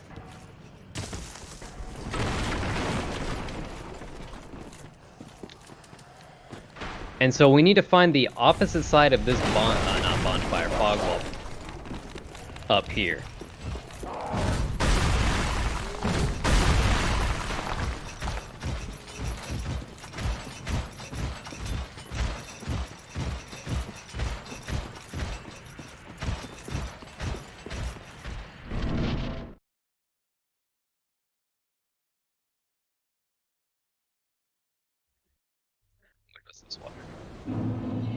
Alright, so let me look through here.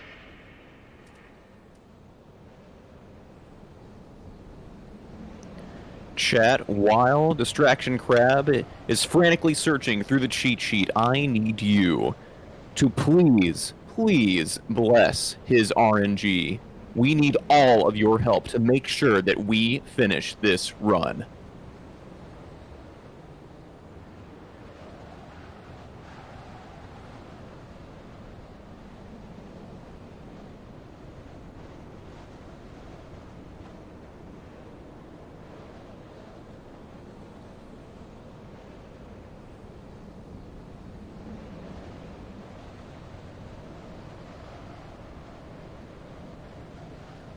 And Crab, just feel free to cut me off as soon as you have what you need. I'll remind folks that coming up next we have Pokemon Platinum, where there are still a few naming incentives that are up for grabs in that one, including naming the starter, the Starly, as well as the Bidoof. After that, we have Saga Frontier, where we have a bid war going on for choosing the scenario, either Amelia or Acellus. If you have a particular scenario you want to see run at this event, get your bids in for that one. Right now, there's only $18 towards the scenario incentive, so it will not take very much to get the scenario you would like to see into the marathon.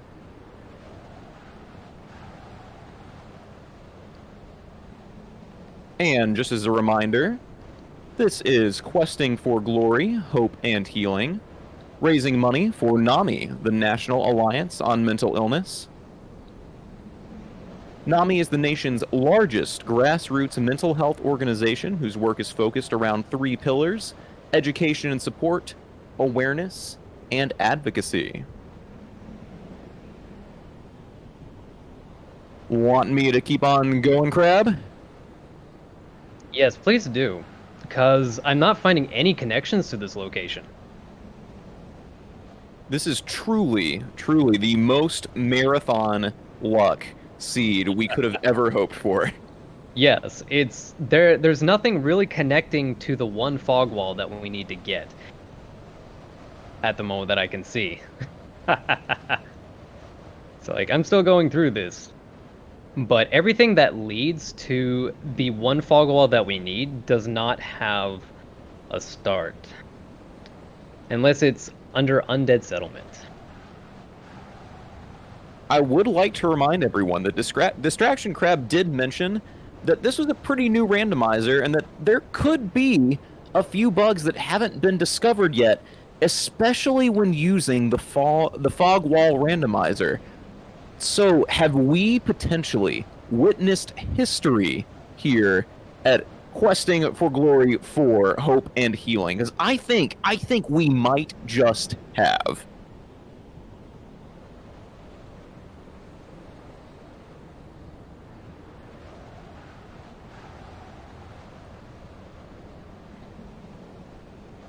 While Crab is going over the cheat sheet, seeing if we can find a way to finish this up, let me tell you about the education and support that NAMI provides. And NAMI provides this education support through their 48 state offices and more than 650 affiliates.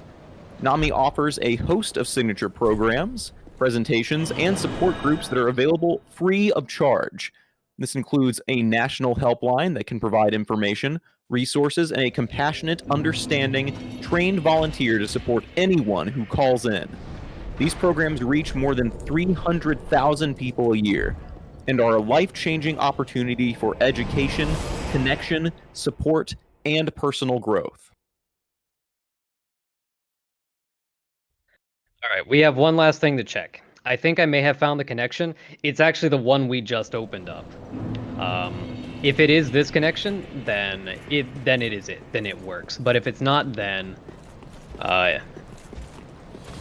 it probably will take maybe another hour to finish, which, of course, we're not going to be doing that because we're already an hour behind. So we're going to check this location according to the log.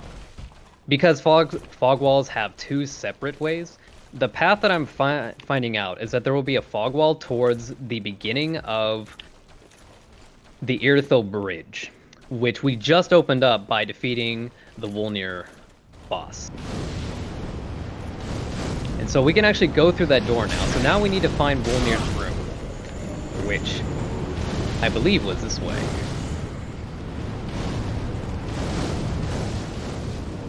While you're heading that way, I do have a $22.84 donation from Rob Draven with no comment, but thank you so much for your generosity. Oh, we found it.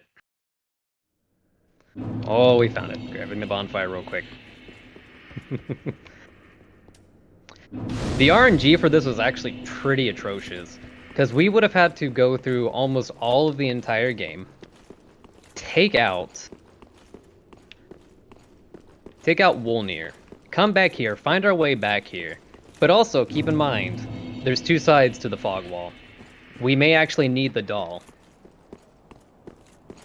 So, we will see. This is the moment of truth.